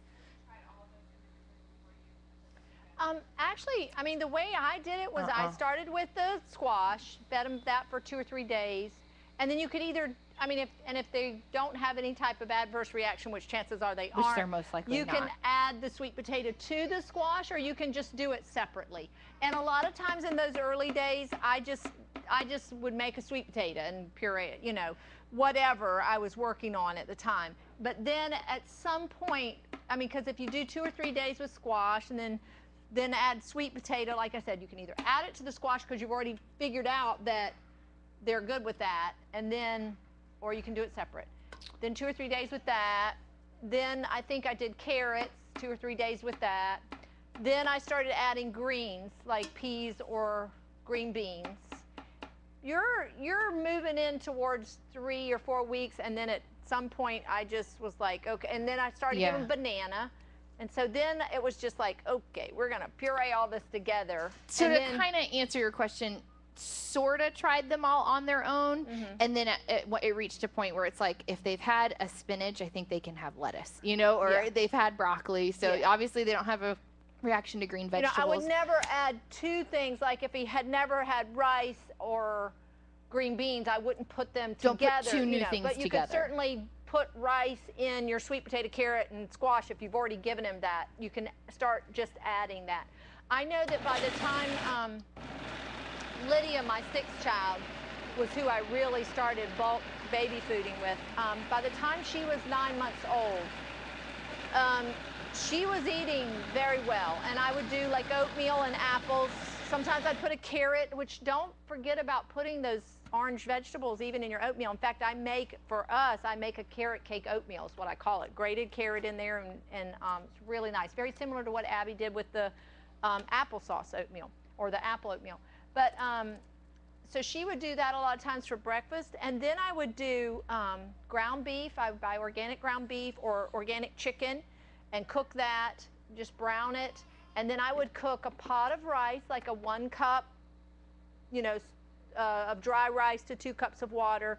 And then we had a garden, and so I had home canned green beans, or I'd buy fresh green beans and then just steam them in the pressure cooker. They steam in 2 minutes, and I would puree all that together. Sometimes I maybe would have a white potato or red potato or something, or sweet potato or something like that.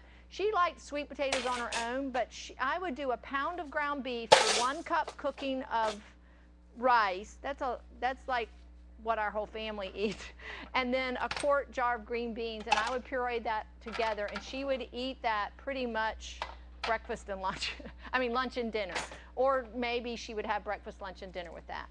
And feeding her that way and having her sit down, and I fed her, and she would eat until she was full, and then she would turn her head when she was done. And then pretty much she never fussed, except when she was ready to go to bed, and then I would give her a bottle of water, and she would go to bed, and then she would wake up, play, and then it'd be time to feed her. I had her very scheduled. She was very happy, and I'm glad Abby showed you some snacks, but she never snacked. She ate sitting down, and I don't know that babies need to be snacking all the time when they're that young. Now, when they start getting mobile, pretty much any pediatrician will tell you about 1.5 to 2, when they start getting mobile, they will lose interest in eating. They want just enough to take the hunger off, and they keep just moving, want to keep playing. keep moving. So to get them to sit down and really eat, they're just kind of like, I'm ready to get out of here. So we did, you know, snack a little bit more there, but she ate so well, only drank water. I never gave her juice, and she never snacked. I mean, and I could literally take her anywhere and know when she was going to eat. And Olivia wasn't quite as calm. Some of its personality, I know, just like Hudson, some of its personality. But I believe other of it was scheduling and feeding them on time instead of, you know, babies have little small stomachs. So just remember, if you miss their feeding time, and I know sometimes it's just going to happen, and you throw them some scraps or some snacks and things like that, then chances are they're not going to eat as well when it's time to eat, you know. So, but, you know, I hope that answered your question a little bit of just things that you can do. Start slow in the beginning, but at some point it's just going to be okay. you know. And even now, Abby probably doesn't test him on something before she puts it in here now, if it's not a particularly not known usually allergen food. I have been more cautious with tropical fruits. Those are more likely to be allergic to, like pineapple, mangoes, kiwis. I have kind of avoided those a little bit, just like if we're out or if it's late and I don't put it in stuff, just in case. He hasn't shown any sensitivities to it, but those are really the only ones that I do want to say something. This is very on. odd because my youngest child was allergic to bananas. Yeah, that's a good point. Very odd. And I mean, I know it was because we went without them for several days, and I couldn't figure out what was causing all the eczema on her cheeks. And I was going to Dr. Denmark, who puts a banana in everything to make the food sweet. And so one day she was old enough to start eating them, by hand. I was making her baby food, and she was sitting in the high chair, and one of the kids had come in from the store for me, and I said, give her a banana while I finish up her food. And they broke the banana off, gave it to her, and instantly her cheeks inflamed. Well, Abby, all these years, she's just not eating bananas. And Abby found the same thing happened with Hudson. The first couple of times I tried to give him bananas, he broke out around his mouth, just a little red. Yeah. And so I was like, I don't think he likes it. And he didn't care for them particularly. And then we went with organic bananas. No problem at all. No problem. Very interesting. And I've since learned that bananas are on one of the worst food lists. I thought they would be one of the safest because of that skin, but it's very interesting, and the flavor difference is noticeable. I never really cared for bananas, and now that we started buying organic, I love bananas. And but I thought that was interesting with Hudson. That he now loves bananas. He loves bananas. Confiscated a lady's banana and didn't have any issues with the organic bananas. So that's something that you might want to think about. And it's not much more. I mean, bananas are cheap, and organic is not that much more expensive to buy bananas. So it's one of those compromises that's like, you could spend a couple extra cents and get the organic, and it's not going to bust your budget. The other things, other fruits and vegetables, I would just research which ones are good. Like avocados, I found online that they say avocados are one of the best, that you don't have to buy organic because they just don't spray them with that much. Also, sweet potatoes are not too bad.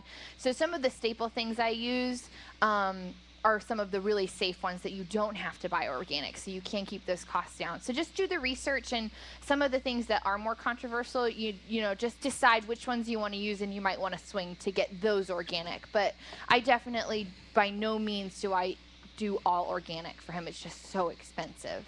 Just do your research. Do the most important stuff. Sorry, we're waiting one more minute for this to come down, and then we'll be done. You want to show them about powdering the apples? I'm going to just show you how these apples powder up while we wait that last little minute. Just another nice point of the dehydrator.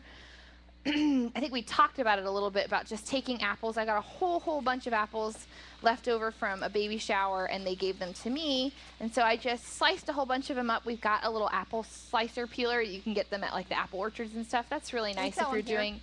Yeah, that's what I was saying. We have one, but it's the same ones that you see. Right there. It just makes, if you're going to do a lot of apples, it makes it really fast, so invest in one of those. But I just sliced them up, peeled them, tossed them in the dehydrator for, like 2 days. I just waited until they were crispy enough for me. I wanted them to be really, really, really dry to be able to powder them. So they typically dry in about 18 to 24 hours just for eating, but if you want them to powder, probably go 24. A little bit longer. So I didn't do a ton. I just wanted to be able to show you guys this. But this is nice to have this apple powder on hand, because you can put it in anything. Put it in your muffins, put it in your pancakes, put it in your oatmeal.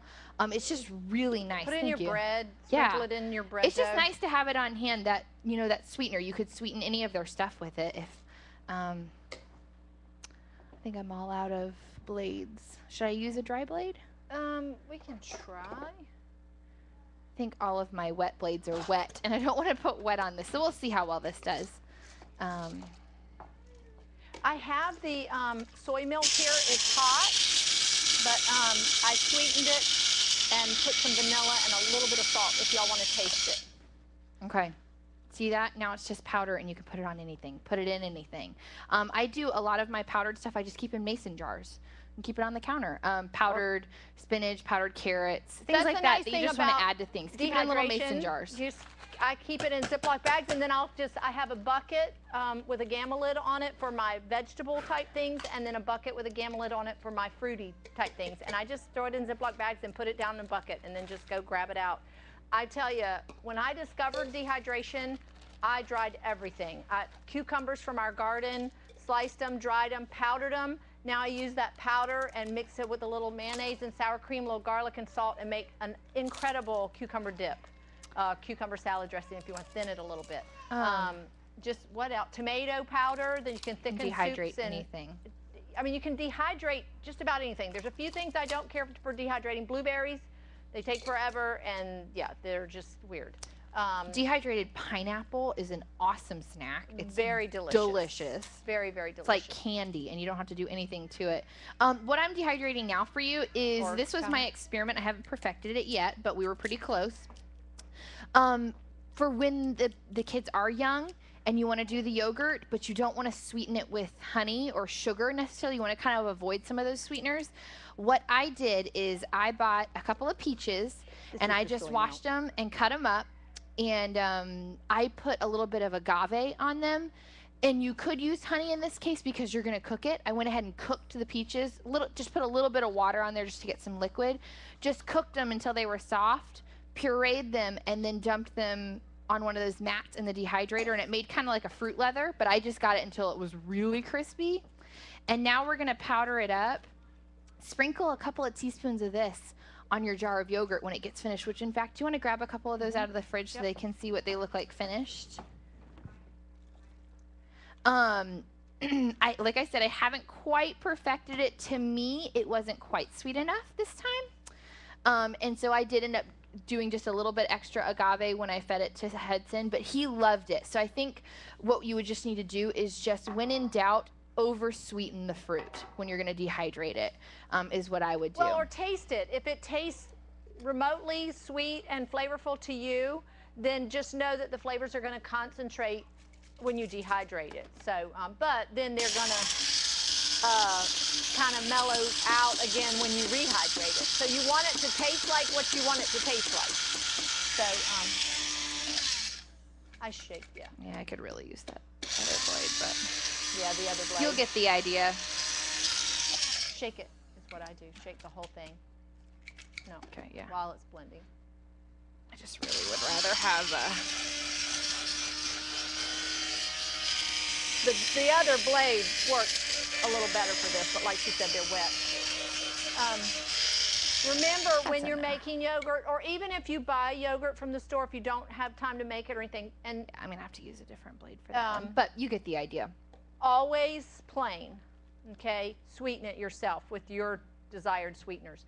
The yogurts that you buy in the store that are they're heavily sweetened, and you never want to use a sweet yogurt as your culture. Always plain. And but they're heavily sweetened. That out of the sink. Oh yes. On the pressure cookers, the quick release method is you can just stick it in the sink and run it under cool water, and it will immediately drop the pressure in just a matter of seconds. So I'm just going to do that really quick. And you don't have to quick release it. She could just let it sit here. You know, when I was making baby food, that's what I would just put it on and go do something else, and then come back when she was ready to eat. Then I'd puree it. See, I'm not like that. I just want to get it done, and be done. And I want to go sit down, take a nap. Eat some lunch in most cases. How many of you guys find you like hardly eat now that you have a baby? You're like, I spend so much time feeding you, and then I realize it's 3 o'clock and I'd rather go take a nap than actually eat lunch. Well, it's really does get a little bit better. Older, and then you eat all the scraps that they left on the plate, and then I'll find I'll sneak his pancakes. That really wasn't a meal. Now I want something for real for myself. So, any questions? I know it's been a lot. I'm sorry we're kind of scattered. A lot of information. All right. And this is actually, as I was saying, I've just recently started putting the apples back in. This pureed, the sweet potatoes and the squash and the apples, is pretty darn delicious. I'm not gonna lie. I actually did taste it the other day. I would sit down and eat it because they're also sweet and creamy. So you should have no problems getting your babies to eat this because it's really quite delicious. And the little blender if you guys that we could were smell this, oh my goodness. The little blender we were just powdering the vegetables in, the powders in, that will work for smaller amounts too. I mean, it's great. If you're not wanting to go the big bulk route and do the pressure cookers, if you just want to do it on a daily basis, yeah, just invest in the little small blender. Or if you have a little blender, use what you have. This is just what I have. So, like a little stick blender, yeah, that would work, especially for stuff like this. I haven't tried it on stuff like the oatmeal because the oatmeal is so grainy. It does really good in the in like a food processor, but I don't see any reason why you couldn't use a hand blender. I just haven't tried it. Well, I don't know where it went. Oh, you know what? I bet she took it back with that pot. I'll get it. Oh yeah, sorry. We're just gonna ladle this up and puree this, and we'll be done. I need that ladle. Yeah. What was I gonna say? So basically, just while we're waiting on that, to kind of sum up, if there was one thing that you were looking for to make your baby food making life easier, invest in the pressure cookers. The set that I use is a duo set. It's like a 6 liter. It's that pot right there and this one. Oh, which we didn't serve you the garbanzo beans. I'll serve you guys those too on your way out. But it's a 2-pot set, and it comes with 1 lid, and that's how I do all of my stuff. I do most of my cooking in the pressure cooker. We forgot to serve them the garbanzo beans. Would you dish those up for them while I puree these? Do you just drain them, or? No, just scoop them out of the liquid and just put them in some of those hot cups because they're going to be kind of warm. The pressure cookers are really going to make your life easier. Everything else to me was a luxury. Luxuries I enjoy having, but I really don't think I would have had the patience to continue doing it without the pressure cookers. Okay.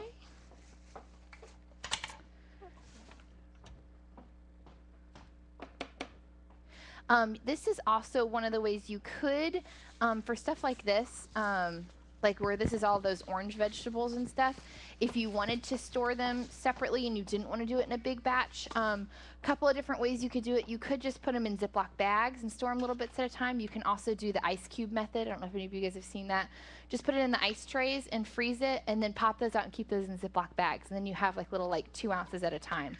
So there's plenty of ways that you could do other methods. Cook them industrially like this, puree it in bulk. But if you want to store it in different ways, experiment with that. Do what works for you. This is just what works for me, to have it in a big bowl in my fridge, and I go scoop out what I need. When I first started, and you've got a child that's just starting to eat, they're not going to eat hardly much more than an ice cube right at first. Just a little bit. And that was how I started out, was freezing it in ice trays.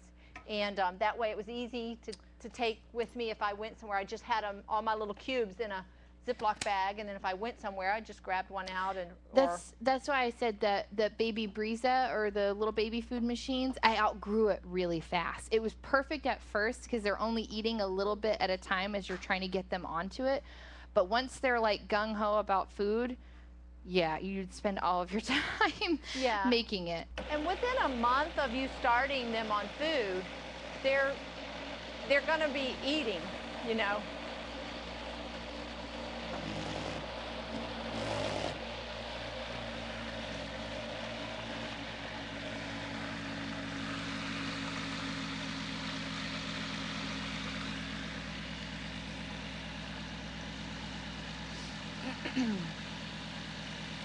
Garbanzo beans are very high in amino acids, very high in protein, easy to digest, great little finger food instead of Cheerios, great little food for them to develop that coordination with their fingers. And Hudson also didn't mind them. Like, I just keep them in the fridge in a Tupperware. He didn't mind them cold either, so I would just throw a few in a little small container and toss it in the diaper bag, and you don't have to worry about, keeping it refrigerated all day long if you're on the go and you've got a snack. And he didn't mind them at room temperature or even a little cold.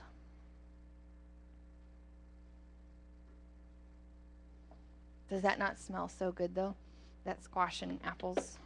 It's pretty yummy smelling. Oh, these are good. like boiled peanuts. Yep. Isn't that nice?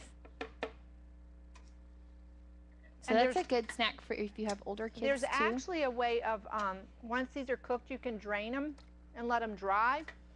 Like just spread them out on a paper towel. Now this would not be for a young child, this would be for you.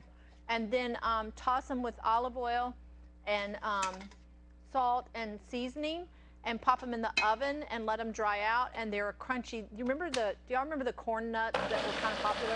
They're kind of like that. They'll actually get hard and crunchy. Okay. These are good. And you'll see, I like a big food processor. Anything that's big. The one I have is about this size. It's a big capacity because you'll see when you're making a lot at one time, you're gonna fill it up several times.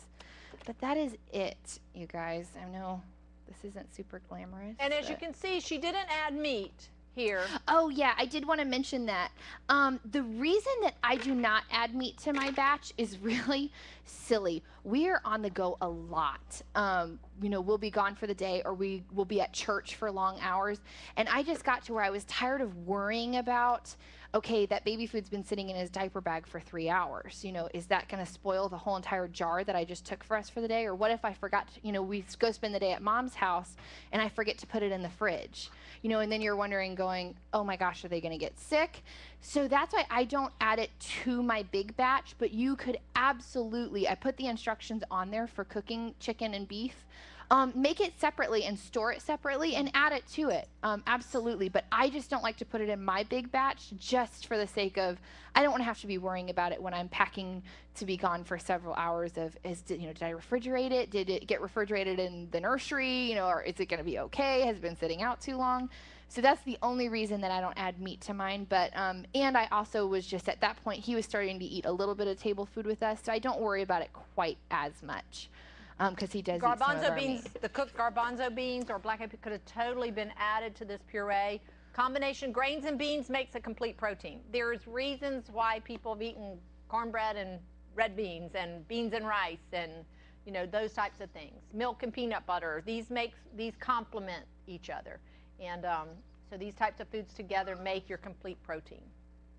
So here we go. This is this is kind of my traditional batch. When Hudson was eating about 5 bottles a day, this lasted me about 3 days. So like I said, he's a pretty healthy eater. Some of your kids might not eat as much and it'll last longer, and it just depends. He also has been sleeping through the night pretty well for a while. Please don't hate me. He's a very good sleeper, so we don't have a lot of those night feedings. He did some. We've gone through phases of it, so that cuts down on some of the bottles if they're not getting up in the night. But all right, I think we're done. Did everybody get some of the garbanzo beans? All right, I hope that you guys took something away from this that will be helpful to you. Did you tell them about how you put them in bottles, or no? I think I did mention Hudson struggled with the spoon. I do just put his baby food in a bottle. I know some people really frown on that, but it worked for us, and I just cut the nipples a little bit wider, and I just let him eat it straight out of the bottle. I do see a little bit of bad habits from that, only in the fact of he, even more so than usual, he doesn't like to sit still for that long to eat. He's kind of an explorer. So I do want to try harder with my next one to really try and establish in the high chair with the spoon instead of just giving in and saying, okay, fine, just eat it. But it also worked really well for us, once again, being on the go. He's in the church nursery a lot. With my husband being on staff there, we spend a lot of time at church, Sundays, Wednesdays, other functions.